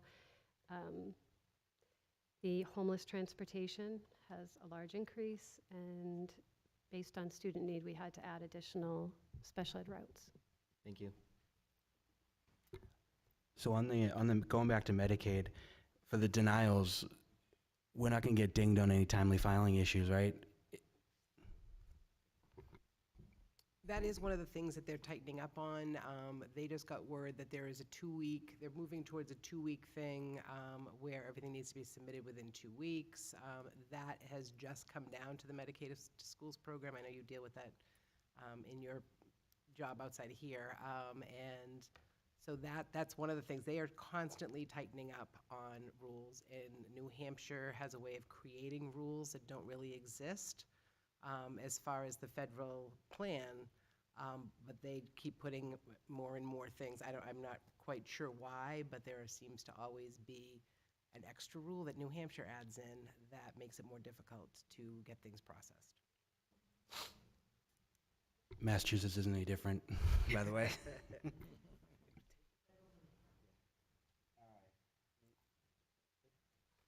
All right, so next topic is Fiscal Advisory Committee. So in your packet, I think everyone saw that, right? As of today, we have 8 openings for a 9-seat Fiscal Advisory Committee. We have one 1-year term, 1 2-year term, and 6 3-year terms. So this is a combination of people not re-upping or deciding to walk away at this point in time for whatever reason. So obviously I've seen this on social media. I've seen, notices going out. So what I would encourage people, I started today just reaching out to people I know and trying to pull their arm and get them to join and all that good stuff. So obviously anything that we can do in that regard is helpful.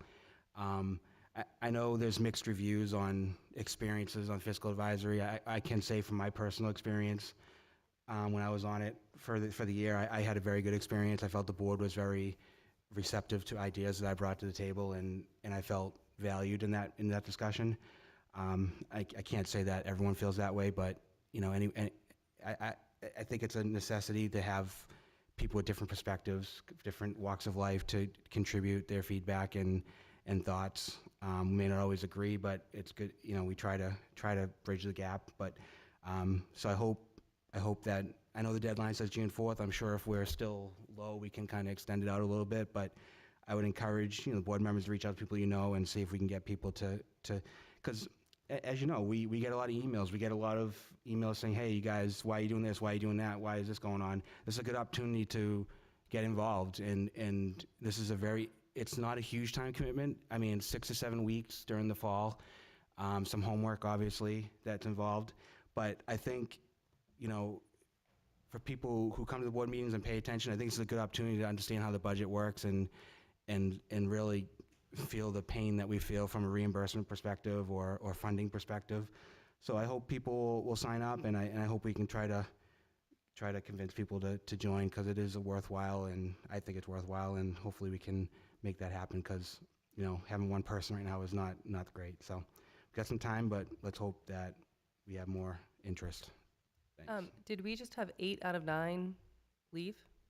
No, so we had 7 last year. Okay. So 6. So I think 4 people didn't re-up. I forget the number. I think it's 4 people didn't re-up. Their term expired. And there's 2 people that decided not to come back midterm. As you can see, the 1 and 2 year seat, there's 2 people. And then there's 1 individual who I assume is coming back because he hasn't given his, but he's still in his term. Hasn't responded yet. He hasn't responded yet. So I reached out to him too, by the way. So yeah, so we had 7 last year out of the 9. Now we have 1 based, and like I said, 4 just didn't re-up. And have we reached out to them to find out why they didn't re-up and how their experience was?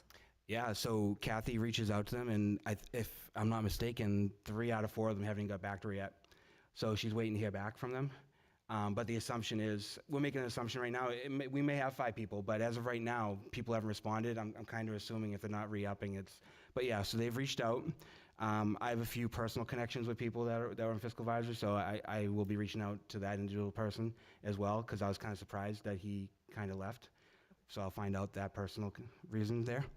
But no, your point is well taken, because there's been not great feedback over the last couple of years regarding, but, like I said, I can only speak on my experience when I was on the fiscal advisory. I had a good experience, but,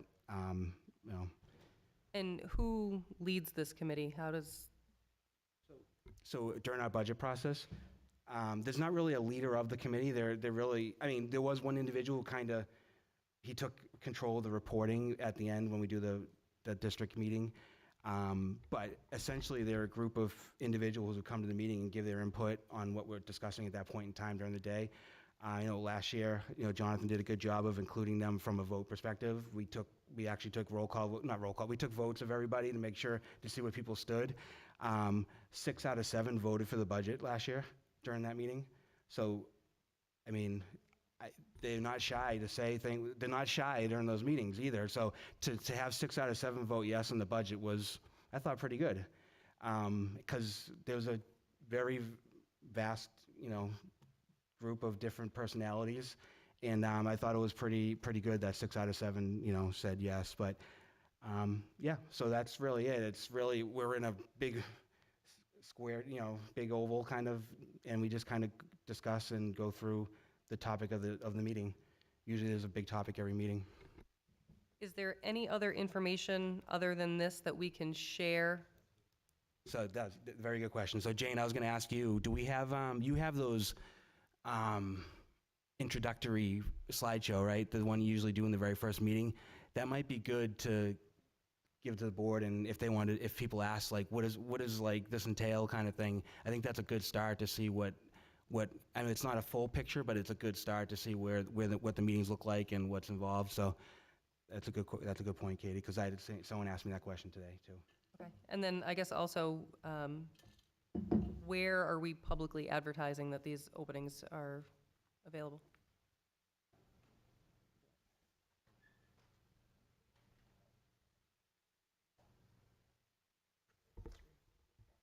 Yes. There is a section on our website that we do for district positions, like we did for the district clerk and the district treasurer and things like that. We haven't posted them yet, but we will be doing them as soon as we can.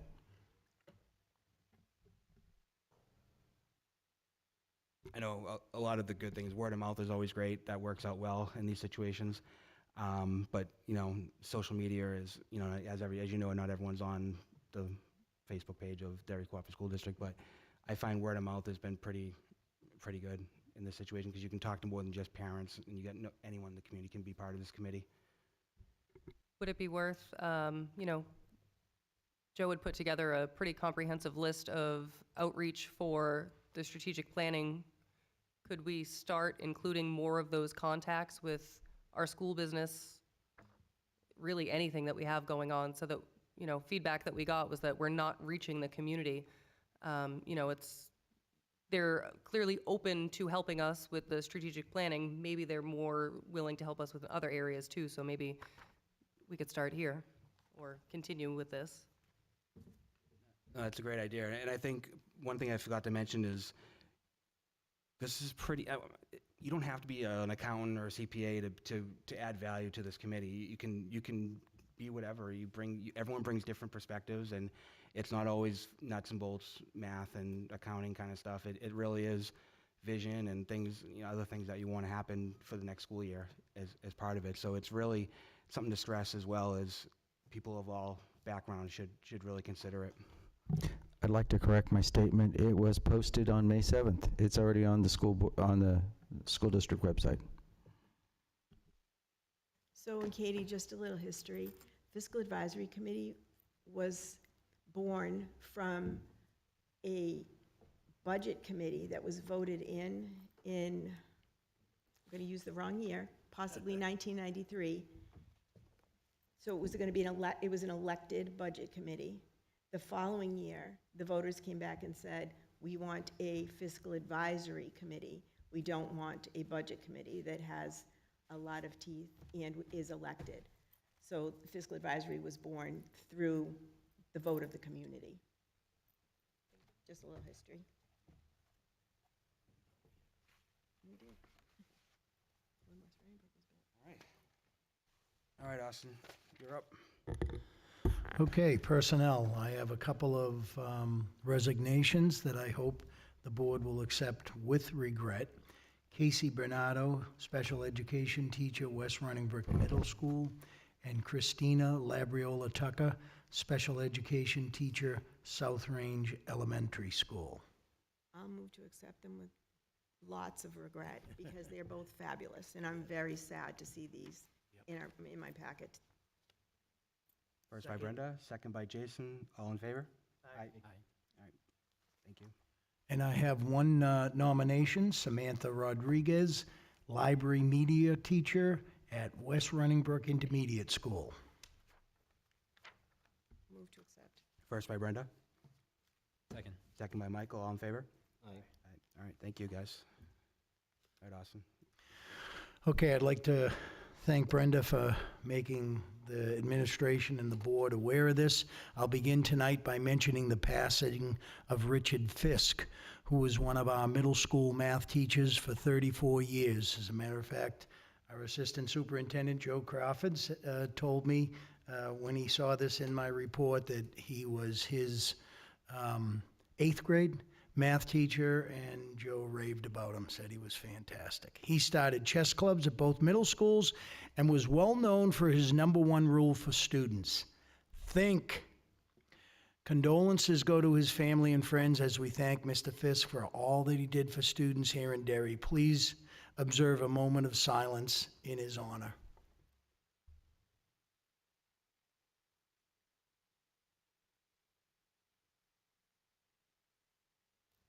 Thank you. During the month of April, elementary schools celebrated Read Across America Month. A number of community members, retirees, members of the school board, and administrators spent time reading in the elementary classrooms to our students. I read my favorite 5th grade read-aloud book, which is Double Trouble in Walla Walla. As I've mentioned often, visiting staff and students in the school is my most rewarding experience as superintendent. I love to interact with your children, especially when I can share my love of reading with them. I want to send out a great big thank you to everyone who took the time to participate in one or more of the elementary schools' Read Across America events.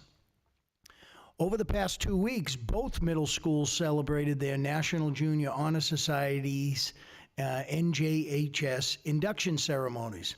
I want to thank Gilbert H. Hood Middle School Advisor Russ Manchester and West Running Brook Middle School Advisors Patty Thomas and Suzanne Carr for all their work throughout the year to make this such a wonderful experience that these NJHS students will remember for the rest of their lives. Congratulations to all our new inductees. Keep up the great work and continue to develop into the wonderful leaders you are already becoming.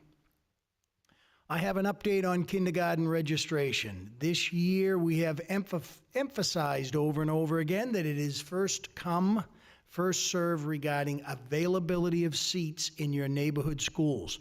We will have a seat for every Derry kindergarten student, but your child may go to an overflow school once the available seats in their neighborhood school are filled. This has prompted a large number of families to register their child early, with about 70% of the available seats now filled. I probably haven't done this update for at least a month or so, and I believe that we are in a bit of a holding pattern at 70%. So I would like to suggest, please do not procrastinate any longer. Also, kindergarten orientation for next school year's kindergarten students is this Friday, May 17th at 9:30 a.m. Current kindergarten students have the day off this Friday, and your child must be registered already for next fall so you can attend. So please, if you have not registered your child, go to the SAU 10 website and click the link for kindergarten registration. If you have any questions, you can call the central office or call your school office and they will help you out. There is about 1 month of school remaining for the 23-24 school year, which is actually 4 weeks from tonight if you are in 8th grade, and 4 weeks and 1 day for all other students. The 8th grade dances will take place on Monday, June 10th, and the last day for school for our 8th graders is Tuesday, June 11th. On that same day, West Running Brook promotion begins at 3:30 p.m. and Gilbert H. Hood promotion begins at 6 p.m., both in the Pinkerton Academy Hackler Gymnasium. Wednesday, June 12th is the last day for all students in the DEEP program, the Derry Early Education Program, and kindergarten through 7th grade. Our staff will have a transition day on Thursday, June 13th, when they will spend time with colleagues at their school building for next school year. Assistants' last day is Friday, June 14th, otherwise known as Flag Day, and the last day for our teachers and other professional staff is Monday, June 17th. I want to thank everyone for their dedication to our students and families and their never-ending focus on learning and student achievement during this year with so much emphasis on restructuring. Tonight, I want to finish my report with my visit this past Thursday to East Derry Memorial Elementary School's ISLE program family music concert. It was so wonderful to see the family members watching their children enthusiastically participating and enjoying themselves while they learned. The family members were so proud to see their children performing in front of a room of adults, acting out parts, and singing at the top of their lungs. I want to thank all the family members who were able to take time from their busy day to join this celebration. Also, a great big thank you to the teachers and paraeducators that dedicate themselves to the education of our ISLE students over at East Derry. Rebecca Burke, Karen Coette, Rosalind Delacue, Melissa Diaz, Sydney Edgerly, Katie Lorden, Mary Matucci, Jackie Mead, computer assistant Cheryl Morin, and ISLE teacher Linda Wells, as well as music teacher Jody Stoll. I can't wait until my next invitation. Thank you.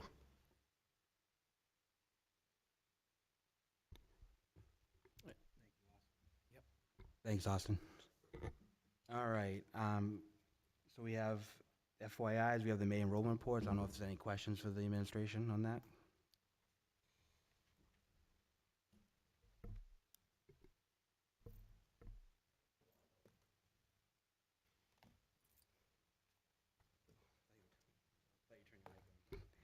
Sorry about that. All right, so committees. So let's start with the manifest.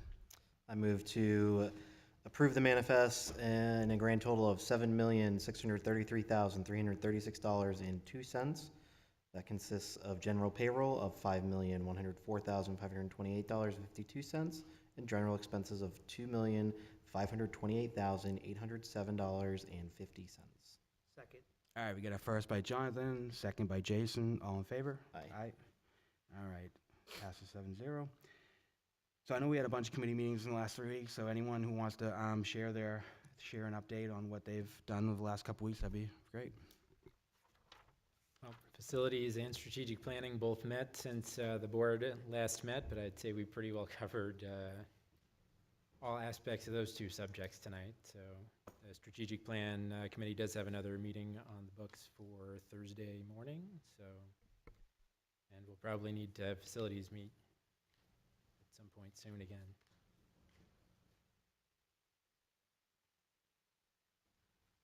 I'll share my experience. I had my first next charter school committee meeting, which was pretty good actually. And so one of the big things that they had one of their students do their presentation for graduation, which was cool, and a prior student, I believe, as well did a presentation. So it was good to see that. It's good to see the space, and they actually, I mean, it's nothing official or anything, but they're actually looking at expanding. They have some opportunities to expand in that building. They're looking into that as well. So hopefully that will come to fruition for them. But it was a good experience. It was good for my first meeting, and that's about it for that. So legislative committee also met, all 3 new members coming up. So good to get in the room and discuss kind of what's happening around town, projects that the town's working on, what's happening up at the State House, and really how do we continue the work that the committee did last year, build on that with the collaboration and communication, and really work together on projects throughout the town instead of kind of operating in silos. How do we collaborate and ensure that all the projects that need to happen and should be happening in town can happen at the times that they need to be happening. So looking forward to future meetings and keeping the discussion going, but very encouraged by the dialogue, very encouraged by the conversation, the engagement by everybody there. So it's a good first meeting for us. So we did learn some interesting feedback from that committee, from the other boards or groups or whatever that had many discussions last year about what the school district was doing and what the recommendations of those other groups were. And I know I was disappointed and saddened to hear what was said at those meetings that was never brought back to the board. I don't know how you two feel, but again, the lack of communication and the lack of what was brought back to the board from the town group, from the legislative group, from our senator. I think we could be in a different place right now if there had been more discussion about what they expected and what they felt was best for the community.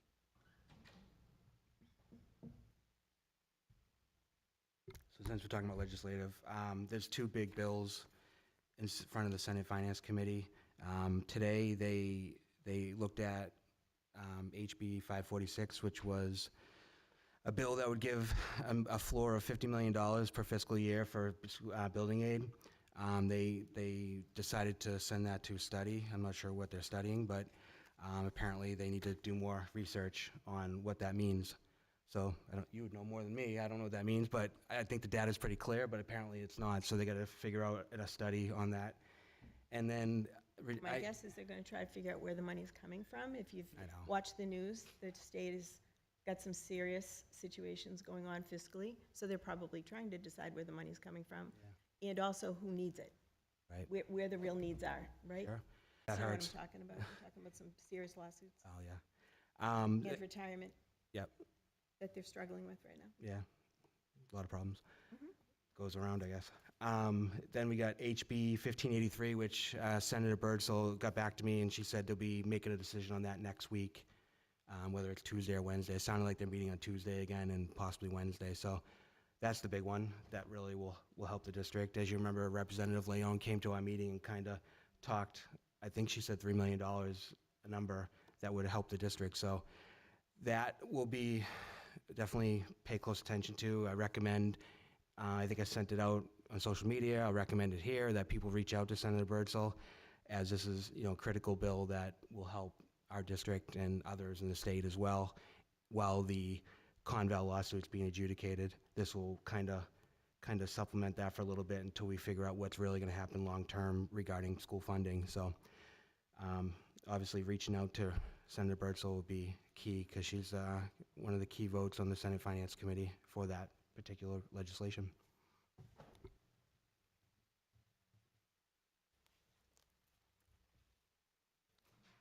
All right, other business. So I just got one item.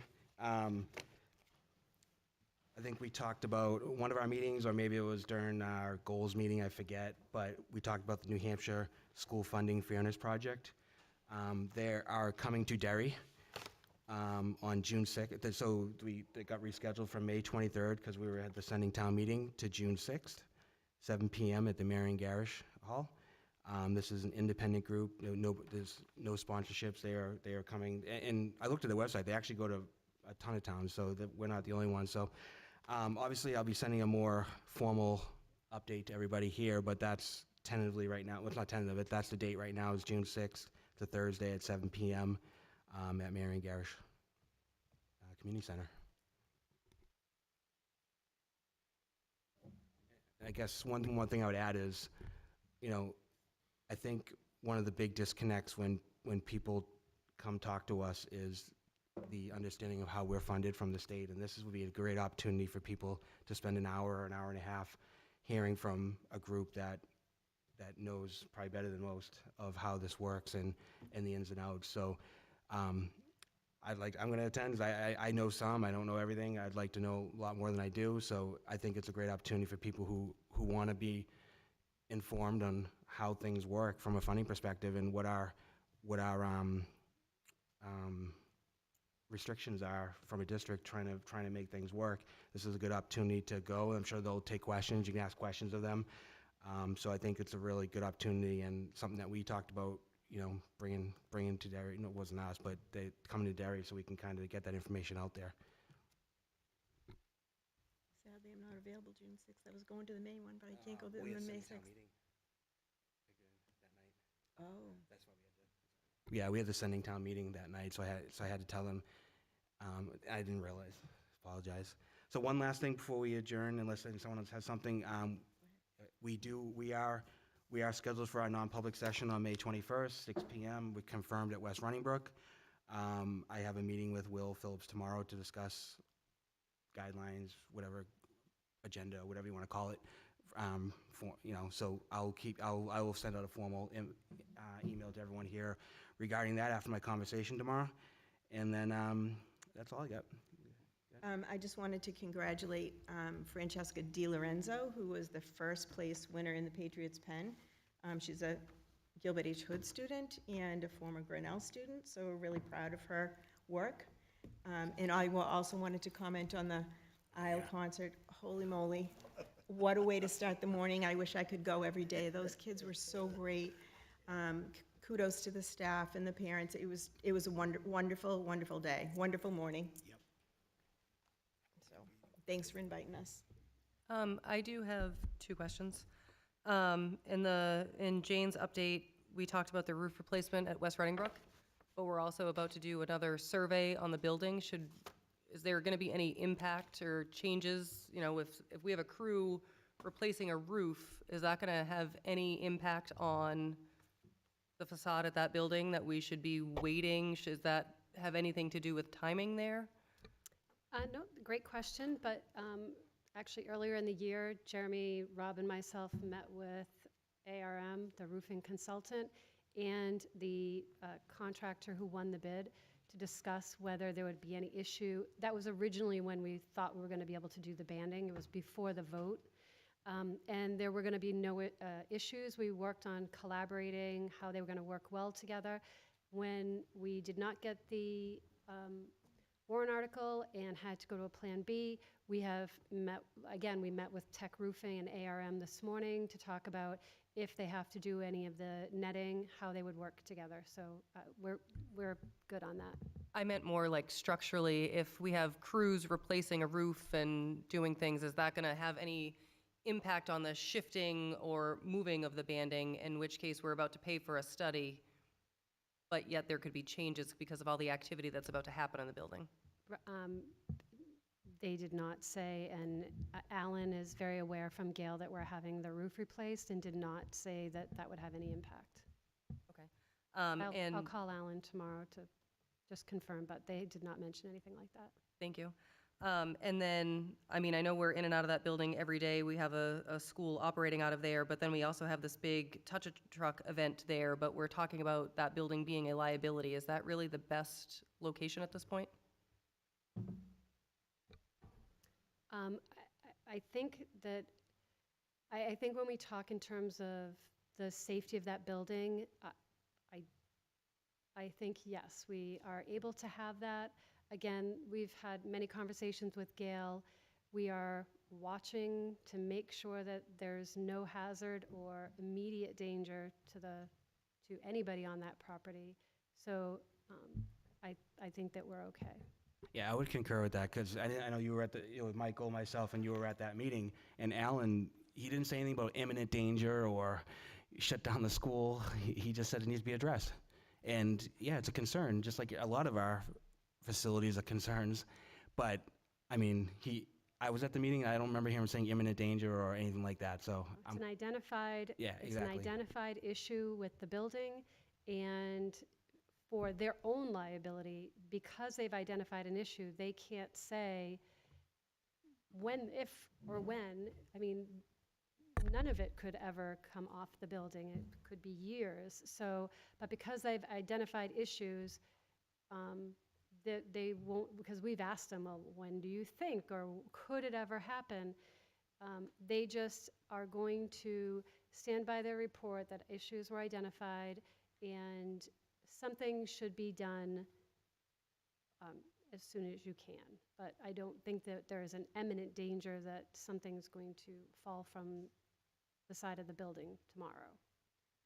But it's been identified to us last year. That's why we moved it forward for the warrant article, and now this is what our plan B is. But Jeremy's over there also constantly monitoring that building. Okay, take a motion to adjourn. So moved. First by Jason. Second. Second by Michael, all in favor? Aye. All right, thank you. Have a great night, guys. Take care.